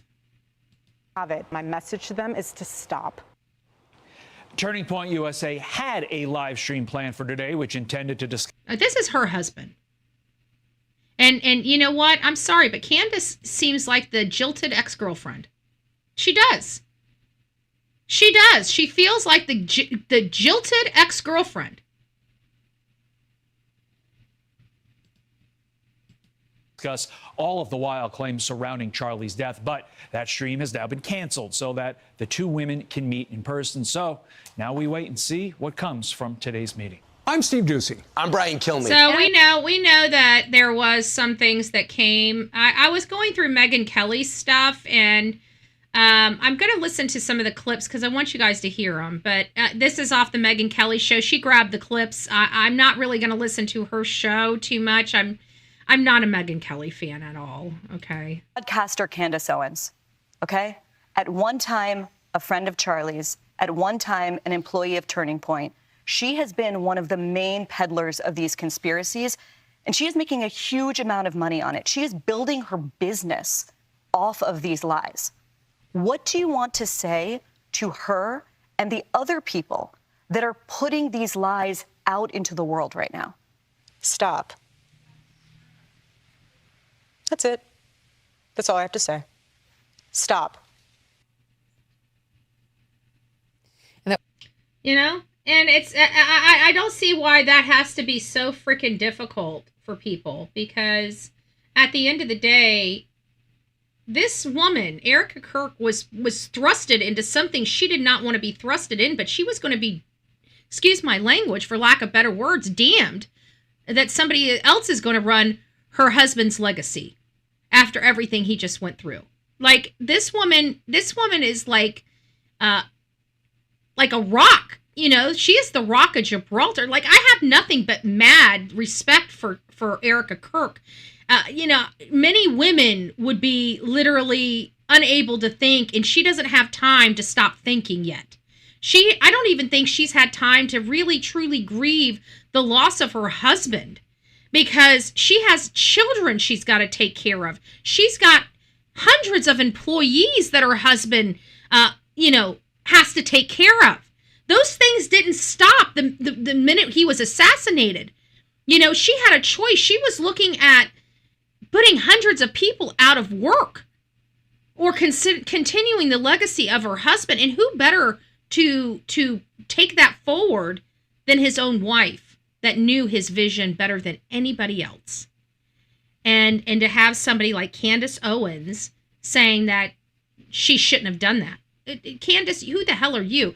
And Candace is also saying stuff like, I've been threatened with assassination too, which I maybe I don't trust Candace anymore, but maybe she is, maybe she isn't. I hope she never gets assassinated, because if she gets assassinated, I promise you, I'm going to be the first one that treats her family the way Erica Kirk family was treated by her.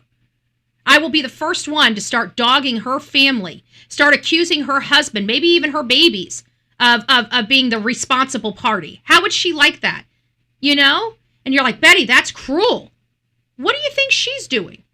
What do you think she's doing? Now, this is hyperbole, but still, the point being is, how dare her? How dare her do this to another woman? How dare her? How dare her? Especially her being a mom. And what would happen if her husband was gone? The problem is I think Candace is a little jealous, because if her husband was assassinated or just killed over and died from a heart attack, she would never be able to fill her husband's shoes. She doesn't have the ability to. She doesn't have the brain cell or the brain capacity to be able to step in her husband's shoes and carry on his business. He does that. Why? Because he's the one that knows what he's doing. She does not. She would never be able to be an Erica Kirk, and I think that she despises that. I think that she feels that she should have been Erica Kirk. I really do. I think she had an unnatural infatuation and secret love for Charlie Kirk, and he didn't love her back like that. She seems like the jilted ex-girlfriend, does she not? If you guys believe she seems like the jilted ex-girlfriend, put a 1 in the chat. If you think I'm off base, put a 2 in the chat. For whatever reason, if you just don't think that that's the case, put a 2 in the chat. Be honest. 1 and 2s. 1 and 2s. Oh, we got some people over in the vertical. It's nice to see you. Heaven sent. Well, looky. It's nice to see you, love bug. I hope you're doing well. Wits World, it's nice to see you. Good morning. Good morning. Did I miss anybody else over in the vertical chat? YouTuber, it's nice to see you. Did I see Bugsies over there? I see you. Steffers, it's nice to see you. Brandon, I think you all came over here as well. But it's nice to see you, folks. So Wits is a 2. Heaven Sent is a 1 over there. And then we got a lot of 1s over here. A lot of 1s over here. Yeah, I feel, okay, Lisa B. Always is a 2. Okay, thank you. I appreciate that. I feel, just me personally, I feel like she's acting like the jilted ex-girlfriend. I feel like she's got a little bit of, to be honest with you, I think she's a little jelly. I don't know. I don't know why I've got that. I just think she's a little jelly. I could be wrong. Hey, Dina, it's nice to see you, love. Oma, Samuel, good morning. Texas woman, good morning, guys. I hope you're doing well. Oh, yes. I wish I could put you up on the screen. I've still got to do a lot of OBS work on this. I got stuff that I need to get done. I haven't had time to do it. I don't know when I'm going to have time to do it because I've piled my entire schedule. I'll have a few weeks because we're not going back to the meeting at the county until after the new year, and I think it's like the second half of January. So, we're pretty much done. I'm going to literally the last meeting of the year today, and it's the Port Authority meeting. I've never been out at the Port Authority. So, yeah, I've never been out at the Port Authority. So I've never been to one of those meetings. I've never taken it into consideration. So today's going to be the first time I make it out there and I see how the Port Authority is done. So it's going to be very, very interesting. I've got some really exciting news that I probably will not share with you guys even next year. I'm going to let some things go, but I do have some pretty exciting news that I'm just like, I don't know. I'm just really, really, really, really proud. I'm really proud of my friend. So I'm almost bursting at the seams to squeal, but I'm not going to. I'm going to withhold it until, eventually it'll be known, but I'm going to withhold it as long as possible. And I know I had no reason to tell you other than to keep you guys in suspense for the next year. For the next few months, right?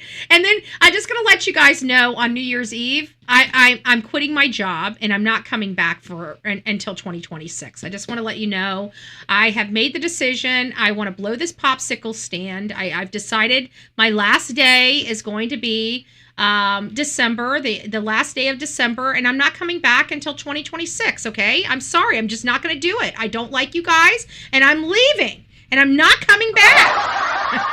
I'm not coming back until 2026. Not coming back until next year.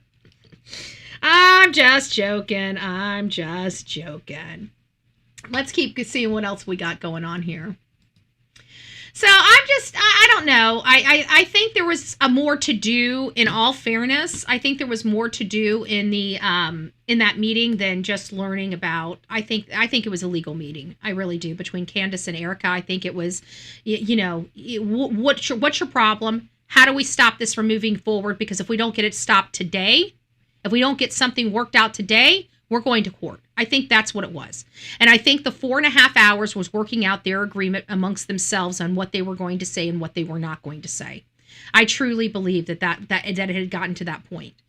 I don't believe this was everybody came together and had a kumbaya moment and just said, oh, here's all the information we have. I just wanted to show you we have nothing to do with it. All right, Candace. Well, so great to see you. Mwah, mwah. I just don't believe it was like that. Okay. You're not going to convince me that meeting was like that. And so there it is. Okay, guys, Jeffrey Epstein has been in the spotlight on this channel, around the country, around the world in 2025. Okay, everybody wants to know about what happened on Epstein Island. Who was involved? We know Ghislaine Maxwell did speak to the FBI. She did have an interrogation on the record with court reporters and everything, testimony, whatever. She never had one of those before, had to sign those NDAs. It might have very well been NDAs signed. Who knows? Maybe they pulled out a prior NDA she signed. Remember, she was part of the TPA USA team. And I got to think that there was a lot of contractual obligations that they had to sign onto one another. And some of those things may have absolutely been brought up in that meeting.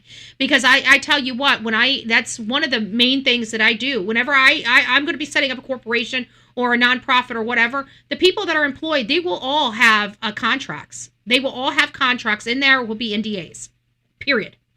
Okay? It's part of business.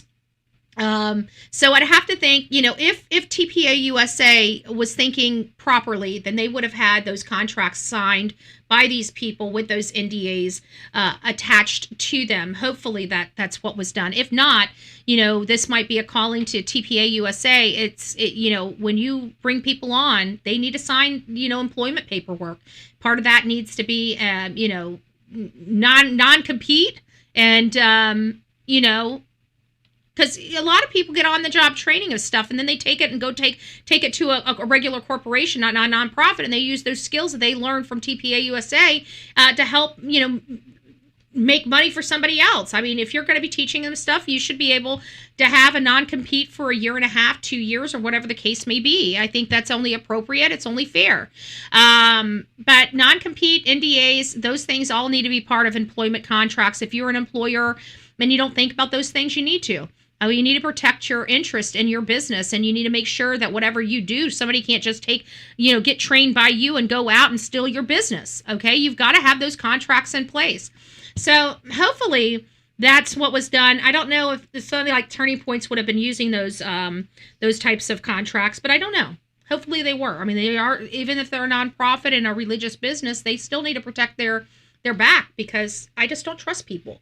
You know, contracts are a way to make sure everybody's accountable. That's it. You know, if you're not going to do anything shady, you then there's nothing. You know, everybody's supposed to do their part. You have no problems, right? There's no problems. So there is that. There is that. All right. They released 19 photos out of 9,500. That's freaking ridiculous. Well, I can understand the photos. There's some. I can understand. I mean, not that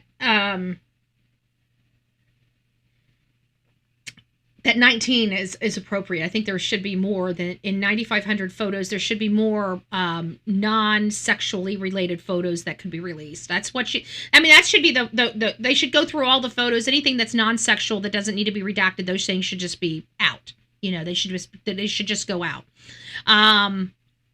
But with the photos, you got a lot of images that are very predatory, and those can never be released. It's you got to understand. I never thought of it this way, and I can't remember what case we were covering, but we did learn that even law enforcement, it's illegal for law enforcement because the law is the law. So law enforcement can't possess CSAM either. And you're like, well, they have to be able to present. You're right. They do have to present it at trial. They do have to do, but that's why their protocols are so stringent. When they come across this stuff has to be locked behind layers and layers and layers of protection.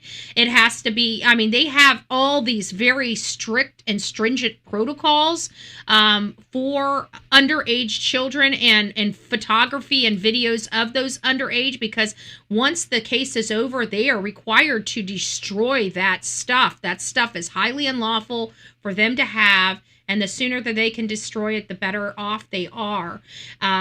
So there are going to be some images that are going to take a lot longer to process and get those out to the public, because they're going to have underage. It's going to be CSAM, okay?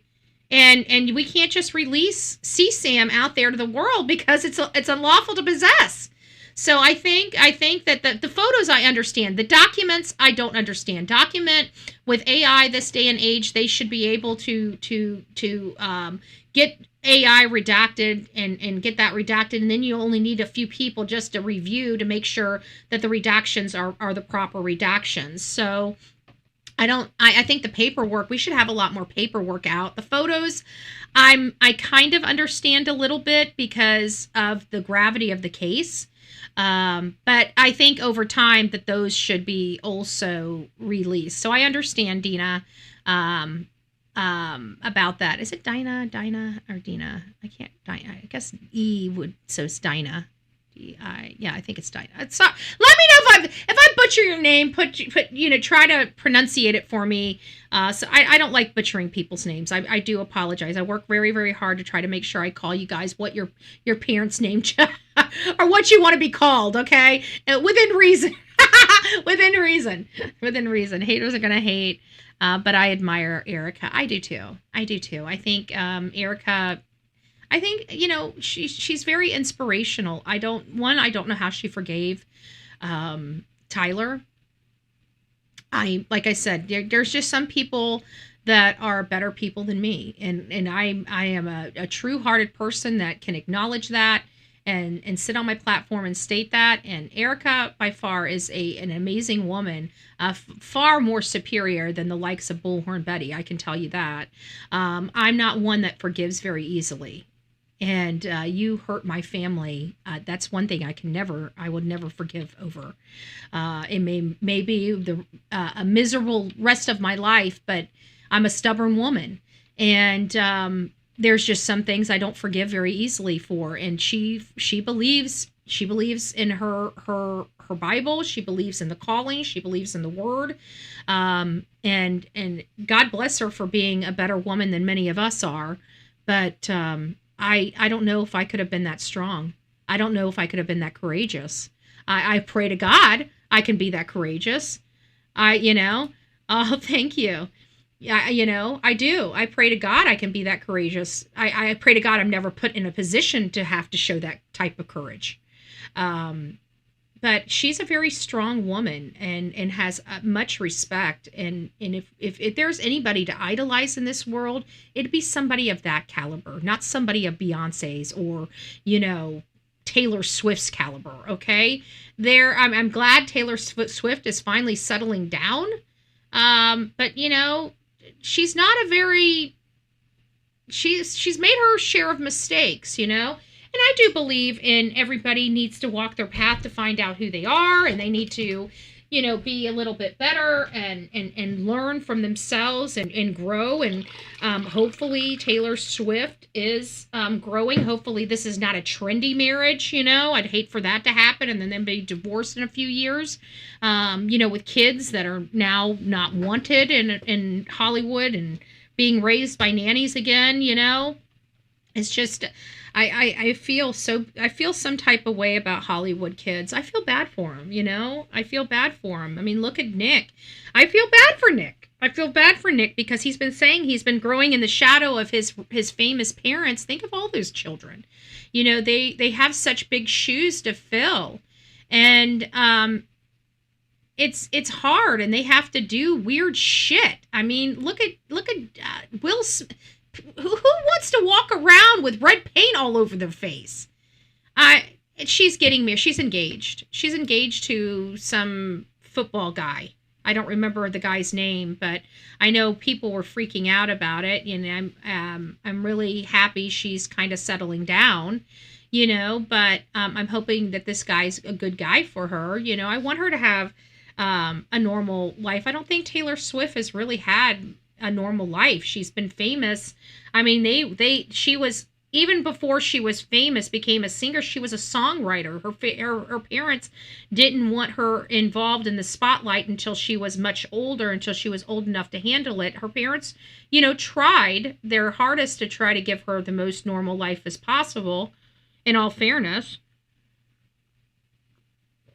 But she still had, a lot of wild child, not as many as some, but she's had some wild child events that's happened to her. We know she's dated, several people. Some of those people have, let people know personal information about Taylor. It was very embarrassing for her. But those things she didn't have to go through, and she did. So I don't know. I feel kind of bad for her. Oh, thank you, Jean. It's nice to see you. But either way, but I do so want cabin in this. Oh, I think everybody wants this cat. Oh, Smoky Mountains. Oh, that sounds so lovely. I like to see snow every now and again. I really do. It's just beautiful. I like snow. I think the reason I like snow and mountains is because I've got heat and beach. So I don't really care. I mean, I like the beach, I like the water, I like Florida, I do. I don't know. I think everybody likes a change every now and again. But anyways, getting back to Epstein, Ghislaine Maxwell is asking the courts to set aside her conviction. Is she going to get it? I really don't know. Hey Jennifer, it's nice to see you. From everything that I've been told, there really was a immunity agreement with Jeffrey Epstein's. Whether we agree with the agreement or not, that's for a different story. It doesn't matter whether we agree with the plea deal or not. It sounds there was a plea deal in place, and it protected Ghislaine. Excuse me. Excuse me.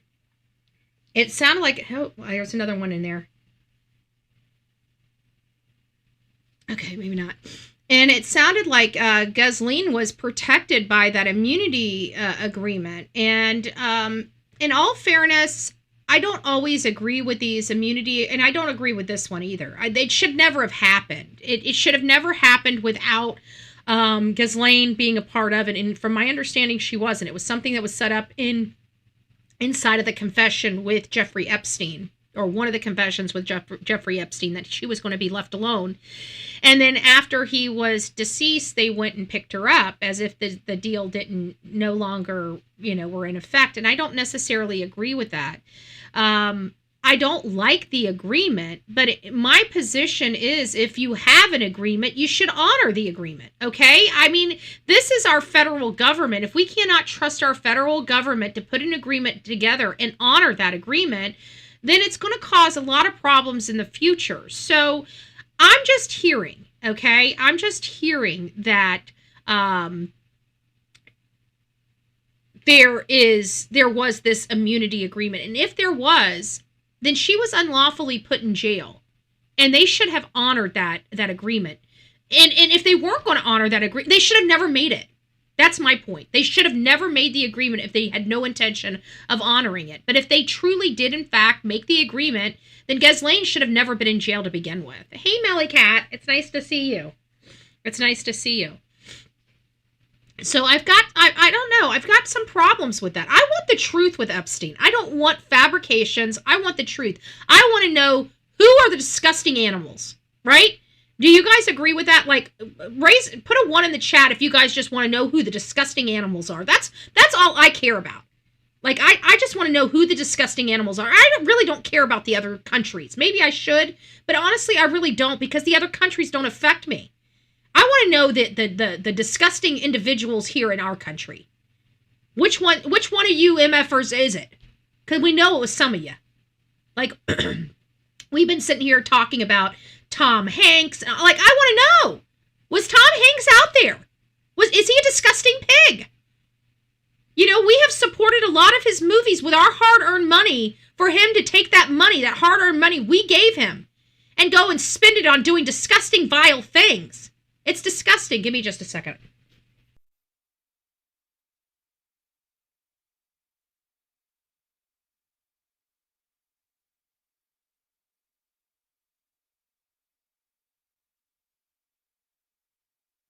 Sorry about that. I wanted to blow my nose without you guys watching me.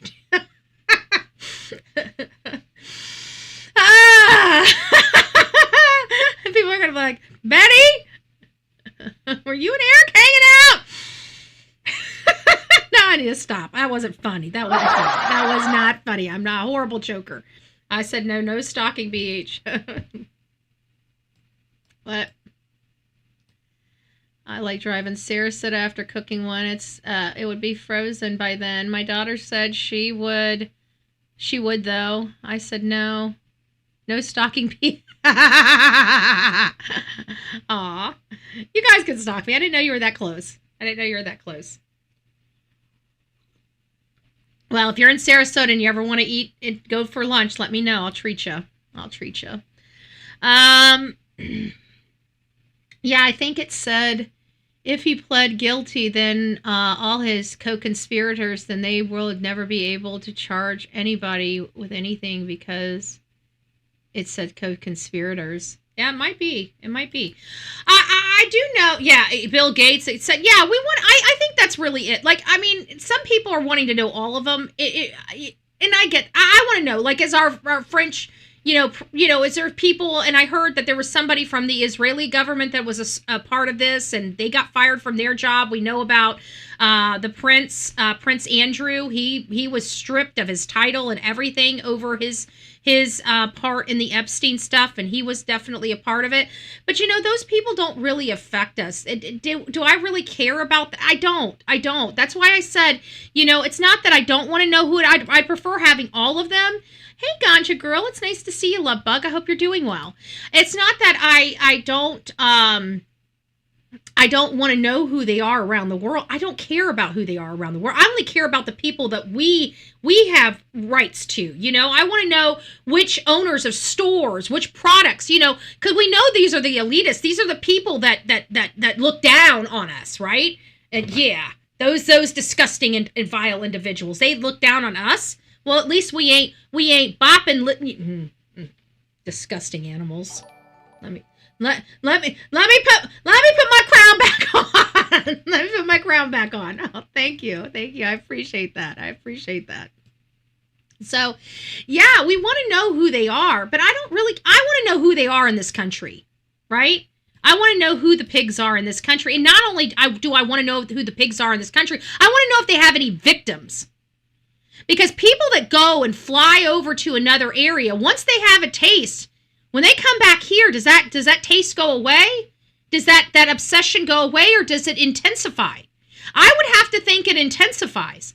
And I'd have to think the rich people aren't wanting to spend that kind of money, that they would rather start spending it more home and try to start saving some more money. There is no longer a Duke of York. Yeah, exactly. A prime minister, I'm sure there was. I agree. I agree with that, Faye. Faye says, hold on, it just popped up on me. Faye says, I don't think we'll ever know the truth. I really don't know if we'll ever know the truth because they screwed up the files so much. It was all bought and paid for. Our politicians did this. The deep state. There's a lot of people in the deep state that are disgusting. And there's a lot of horrible politicians that are really twisted. And you can see just by the laws in the state of Tennessee has some very, very pervy politicians. Okay? When you can't make laws but that affect a 4-year-old, that somehow 5-year-olds are okay, you are a disgusting state. You are like, we here in America are watching the laws being made in the state of Tennessee. I can tell you that. Tennessee, and if we got it in Tennessee, we can start looking at other states that mimic Tennessee, like North Carolina and other places. They're a hotbed, okay? The state of Tennessee is so twisted on law and order that they close their branches down nights and weekends. I have never heard of that in my life. They are not a law and order state. Any state that sits here and tells you that they're a law and order state and closes their law enforcement branches down nights and weekends is not, let me repeat, is not a law and order state. Okay? You do not have a law and order state in Tennessee. And then when you look at laws, they're like, oh, we give the death penalty for fiddling with kids under the age of 4. Oh, so 5, 6, 7's okay in the state of Tennessee? We've got it from 12 under. 12 under. Why? Because here in Florida, we want our children to be children. We don't want them being twisted and just... There's something wrong in the state of Tennessee. Y'all folks in Tennessee are good folks. Okay, I meet some of the nicest folks, some of the most hard-working folks I have ever met in Tennessee, and how you guys allow politicians to do this in your state is beyond me. It's just beyond me. You guys got to start doing something about this. This is not working in your state, folks. It's just not. And I'm not trying to be rude or mean. It's just not. Hey, Stacy, it's nice to see you, love bug. I hope you're doing well today. So, it is. I don't get it. I just don't get it. They're just not doing right. They're just not doing right in the state of Tennessee. And it's like every time I feel like, okay, we're moving the needle, I'm always disappointed. I'm always freaking disappointed. It's like it's never enough. When are they going to come with the freaking boom? Like, we are no longer going to allow you to abuse our children in the state of Tennessee. If you do, you are going to meet the maker. That's what we want. We want to hear a state really care about their children. But you're looking at a state that has the highest per capita of missing children compared to Florida. And Florida has more residents and more people living in it than Tennessee. It's just a horrible, horrible makeup, and we need to do something about it. And it's kind of on the heels of this Epstein stuff because, you know, Epstein was hurting children, young people, you know, not children. They were more teenagers, but it's still unsavory and immoral. And in my opinion, the laws in Tennessee are unsavory and immoral. They need to be tougher. So will she have her convictions set aside? Will she not? I really don't know. Do you guys remember me running the story on the creepy dolls? You know what? Let me find it. Hold on. I don't know why I didn't have this up. I was just thinking about it. I had this story and I couldn't remember what it was attached to, but I just remembered. And it was my creepy doll story. So give me just a second. Let me go over here and let me find my creepy doll story. And this is a follow-up on the creepy doll story.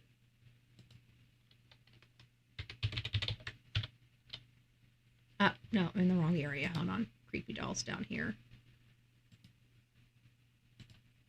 Okay, creepy doll. Ah, there it is.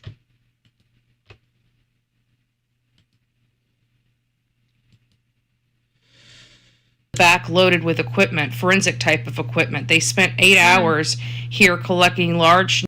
Spent 8 hours here collecting. We don't need to go through that. We'll get. Yeah. A new FBI search is now linked to a store that sells what it calls creepy dolls. The FBI will still not say exactly what it is searching for. That yesterday there were 2 searches all day long, one at that business in Peabody and one at the business owner's home here on this street in Salem. So here's this article right here. FBI search Peabody. I know it's not Peabody. It's Peabody is how they pronounce it, I believe. Peabody. The creepy doll business. An owner's home in Salem. It says the FBI said there's no threat to public safety following the search of a creepy dolls shop in Peabody and the owner's home in Salem. One business owner in the 50 Mills complex of Peabody saw 8 or more men in uniforms in their hallway on Tuesday. They assumed there were maintenance being done to the building. It was only when they saw the labels on the jacket they realized the FBI was inside the building. I can confirm the FBI was at both locations yesterday conducting law enforcement activity in connection with an ongoing federal investigation. An FBI spokesperson told WBZ Wednesday to protect the integrity of the ongoing investigation, we're going to refrain from commenting on its substance. However, there's no threat to public safety. They were taking things out of the shop and putting them into boxes, a neighbor in the complex said. And there's the door to the creepy doll shop. According to witnesses, the FBI searching Cat's Creepy Creations. Cat's Creepy Creations described itself as art that will shock the mind and shake the soul. The shop's Instagram account says it specializes in creepy dolls, oddities, and bone art, with posts including a real human skull and a case of 11 human vertebrates. Okay, you guys are hearing. Human vertebrates, human skull, human. Okay? Nobody should have, we have replicas. So when you go to a novelty store and say somebody has a realistic looking human skull, it's usually replicated. It's usually with some type of, forming molten or clay or pottery, or they're made out of something, plastic, but they're not real human bone because it's unlawful to possess human body parts in the United States of America without the proper licensure. And you're like, licensure? You can own body parts with licensure? It's called mortuaries, okay? Mortuaries are licensed to deal with human bodies, okay? A creepy doll shop, not so much. Let's not even talk about contamination, God knows what, diseases human bones can hold. I don't know if they hold diseases. Do they? Do they not? I don't know. But what I do know is that she got the human bones from somewhere, right? Well, believe it or not, guess where she got them from? An Ivy League school. That's correct. An Ivy League school was actually in the business of selling body parts to novelty people. It was the Harvard morgue manager.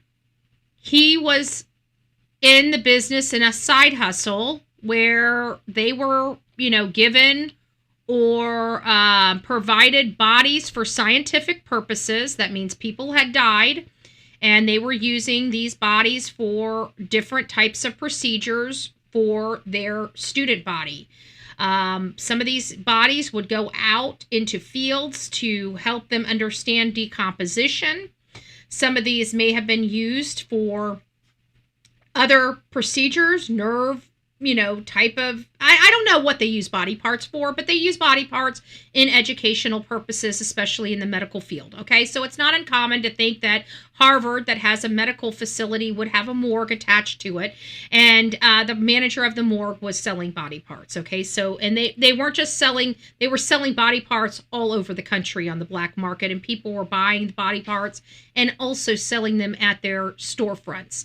And so when people realized they were buying real human parts, now granted, these were just novelties, so they're, the skull would go into a glass case somewhere, right? You're not, but people want authentic crap. So that's what was happening. And many of these people didn't even know that they weren't allowed to be selling in body parts. They're on eBay, looking for stuff for their novelty store. And it's like, oh, this is kind of cool. We can actually buy human heads now. Let's go ahead and get a skull, Oh, we got a hand. Let's go ahead and get a hand. Somebody might have a hand fetish, right? I mean, it sounds a little funny, but it's not funny. These are people. They're desecrating people's bodies. And this was all done by the Harvard morgue manager guy there. But he's now being sent to prison. Cedric and Denise Lodge were both sentenced to prison for selling body parts, including organs, skins, faces, from the Harvard morgue. Okay? Very creepy shit. Excuse my language, but it's creepy. Let's be honest. Cedric Lodge, 58, is a former manager of the Harvard Medical School morgue.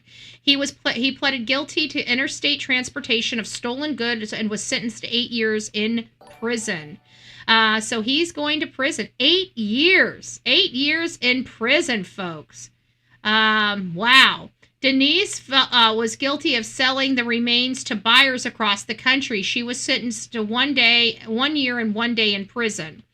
According to officials, Cedric Lodge removed the human remains from donated cadavers after they had been used for research and teaching purposes, but before they could be disposed of according to anatomical gift donation agreement between donor and the Harvard Medical School. Investigators said Cedric Lodge often took the remains to his home. Oh my God, that home must have smelled so bad. He and Denise Lodge would ship the remains to buyers in other states, including Massachusetts and Pennsylvania. People have some twisted, eclectic, crazy, Oh, we need one more. Oh, thank you, guys. I appreciate that. It's so sweet. Thank you. I appreciate that. Thank you, Ms. Mama. I appreciate it. So that's kind of the story we have. And then, of course, many of you guys didn't realize... What are these? Hold on here. Okay, I don't want that. Okay, we got that. Okay. And then yesterday, we're going to close out the show with this, okay? Yesterday. Oh, good. We're doing great on time, too. Yay! Give yourselves a hand. I want the big applause.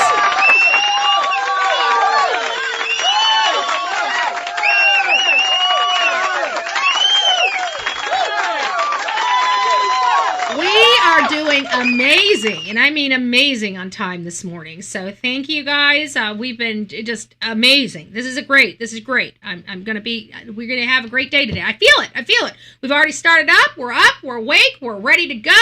It's not even 8 o'clock. We're already done with our first show. I'm wearing my shirt. If you guys want your own shirt, please reach out to Sonia. I'm sorry if I offend you with my common sense. This is a literally favorite sell items. And of course, yours is not going to come with this, but mine comes with Drain the Swamp because I'm going to a meeting. Oh, and by the way, while I was out at the ribbon cutting yesterday, my beautiful dress that I was wearing also had this attached to it because I wanted to make sure that my politicians in the county know exactly what my job is here. And of course, not very many of them came up to shake my hand at this event. Just to let you know. There is definitely, without a doubt, a fight in this county.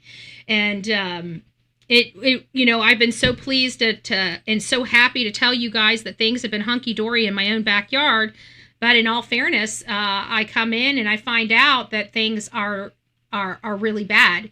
And so now we've got to focus on our own side of the street. It's time to start cleaning up on our own side of the street before we start worrying about other people's side of the street. I tell people that all the time. I practice what I preach, folks. I practice what I preach. So we've got to get into these meetings, and we got to do things. But anyways, getting back to it, yesterday we found out, we covered the Gilgo Beach serial killer, okay? We've been covering Rex Heuermann. We haven't talked too much about him because his case is kind of dormant in part. I mean, he has some hearings, but it's mostly about, motions in limine, discovery-related stuff, dragging the case out. He's a serial killer. There's a lot of stuff attaching him to multiple homicides. And then we learned yesterday that somebody literally in my backyard, remember Peaches? Peaches is one of the victims that were dug up out there on Gilgo Beach along with her baby. And we believed that Rex could be responsible. We talked about this particular victim because it was such an older case, and this is the only one that had a child also deceased. And the child, if I remember correctly, the child and a portion of the mom's body were a little ways from each other, but not right on top of each other. But it was determined through biological means that child was, in fact, related to this other person, that we only had an image of a peach on like the breast area, and so she became Peaches, and the baby became Jane Doe, or Baby Doe, and we finally put a face and name, and come to find out there was a guy here in Tampa, Florida, just across. Tampa, Florida's Hillsborough County. If you guys ever hear me, I tell you I'm sandwiched between Hillsborough County and Sarasota. Okay, that's where Manatee County. So right over my county line is Hillsborough County, Tampa. Okay, so this guy was in Tampa, Florida, just over a bridge from my house, and come to find out he was the murderer of Baby Doe and Peaches. Peaches was not part of Gilgo Beach serial killer. We all thought she was forever. And I shouldn't say that. She was one of those outliers that I said, if we go back to some of my commentary, I know that I said multiple times that I thought there was a second serial killer working in the same area, and it was because of Peaches. There were some people out there on Gilgo Beach that were dismembered, and it's hard for me to believe that Rex went from dismemberment to staging. And when we talked to some people, they believed that it was because of his age. By the later ones, the ones that died in 2000, those were when he was like, much later in age, 50 and 60 years old. And that may be a reason why he didn't have the propensity to dismember, but stage, and somebody put that to me like that. And I'm like, okay, well, that might be. I watched last night about Peaches and the Baby. Yeah. But we thought Peaches and the Baby was affiliated with a serial killer, and come to find out, of course, who's the next best thing? The ex, right? The ex. Somebody she knows. I get so sick of arguing with hate channels about the statistics of homicides, and I've just gotten so frustrated. You can't expect stupid people to think smartly, okay? And that's how I feel about the hate channels. At the end of the day, the reason why we look at people close to these victims in many cases is because it's the people closest to these victims in many cases. There's outliers. Outliers are like the Gilgo Beach. There's not a serial killer. There's a lot more serial killers than we think there are, but they live under guises, and I do believe that there are still a lot of serial killers out there that are committing homicides that still haven't even been connected yet.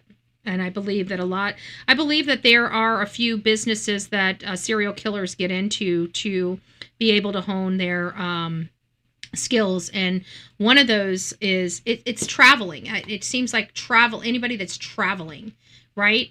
It's somebody that's like, say, a semi truck driver. I think that we have several semi truck driver serial killers out there, and I think that they've gone undetected because our law enforcement just keeps taking these homicides at these things and streetwalkers and stuff like that wind up here and wind up there as individual cases when they're really a serial killer. I believe we do have a serial killer right now in the United States of America that is a big rig. And I would have to venture to say that there's more than one. Just FYI. But yeah, this Andrew Dykes, he was a serial killer. There he is. And I looked at the baby. The baby was precious. It breaks my heart that baby did not live, that this guy could hurt a baby. And it's sad because he did this in New York, not in Florida. If he did this in Florida, I would know what his fate was. He'd be going to DP. Okay, we do not play. Let me repeat that again. Do not come to Florida and think you're going to commit a homicide or hurt a baby in the state of Florida and walk unscathed. We will hunt you down like the rabid dog you are. We will punish you to every extent of the law, and then we're going to put you to death. That's what we do here in the state of Florida. We do not play. We do not play. Don't come to Florida thinking you're going to play. You know where you want to go to play? You want to go to Tennessee. Why? Because they let you get away with it. We will not. We will not. We will not. And so it's upsetting to me because this Andrew Dykes, after seeing that precious baby, I want this case here. I want this case in Florida, and it's not. It's in New York. And we know that he's going to get life in jail without the possibility of parole when he deserves death. Babes, it's nice to see you, aka Epstein list. Yeah, the worldwide list of participants needs to be. It does. But I want to, and yeah, I want the worldwide list. But you know what? To be honest with you, I just want the American list. I want to know whose whole house do I need to be camped up outside of? You know.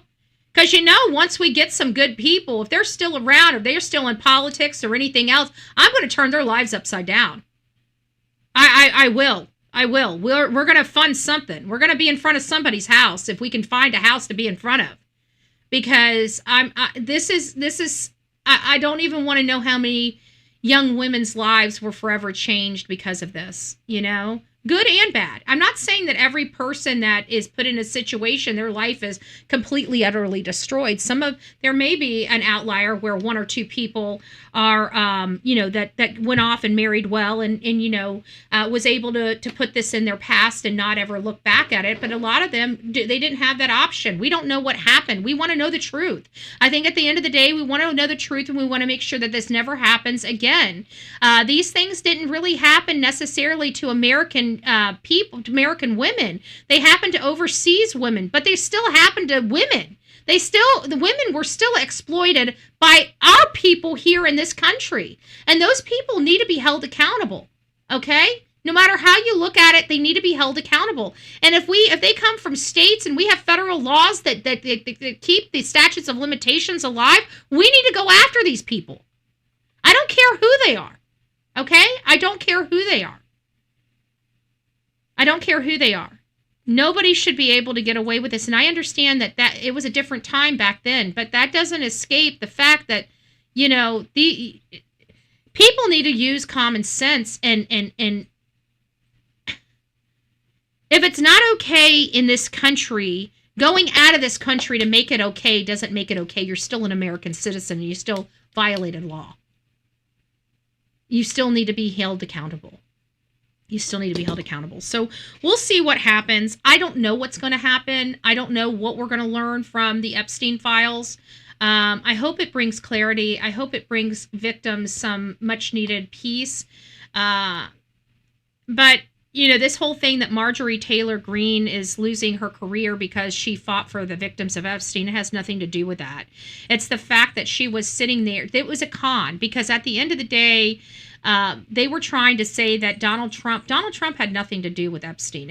And we all know that if he was anywhere in those, the Epstein list would have been released a long time ago just to smear Donald Trump. So I was confident that he was not in there to begin with. So why were they fighting so hard for lies? We knew that they were already screwed up. We knew that the files had already been mangled up behind the scenes because of the prior administration that has the shitbags involved in them. I expect to see some Republicans on the list. I expect to see, because at the end of the day, it's powerful, greedy people that think they're above the law that are responsible for this. Period. Okay? You're not going to see Bullhorn Betty on a list like this ever in my career. I could have $100 million sitting in a bank account, and you're not going to see me in a private island doing unsavory things. Why? Because I have integrity, and it's not my nature to do those things. Okay? If it's in your nature, it's in your nature. You're a shitbag. Okay? But if it's not, it's not. So I want to know who they are on both sides of the aisle. I really don't care. If I told you guys I'm an equal opportunity asshole, so I really don't care, who you are. If you're an a-hole, I'm going to treat you like an a-hole. And if you hurt kids, if you hurt young women, I pity a fool. I pity a fool. All right, guys, rock it out with your coffee beans out. Don't forget to be fearless. If you see something, say something. An ounce of prevention is worth a pound of cure. And until next time, please be safe, but more importantly, kind to one another. We are going to have a 4:15. The only thing that's going to prevent us from having a 4:15 show on Sebastian Rogers today is if I'm not back from the Port Authority meeting, but I don't think they last very long. So I think we should be good. This is my first time going, so I really don't know, but I think we're going to be pretty good as far as timing. I think I'll be back by 4:15. So we'll see you then. Be there, be square, and rock it out with your coffee beans out. Talk to you soon.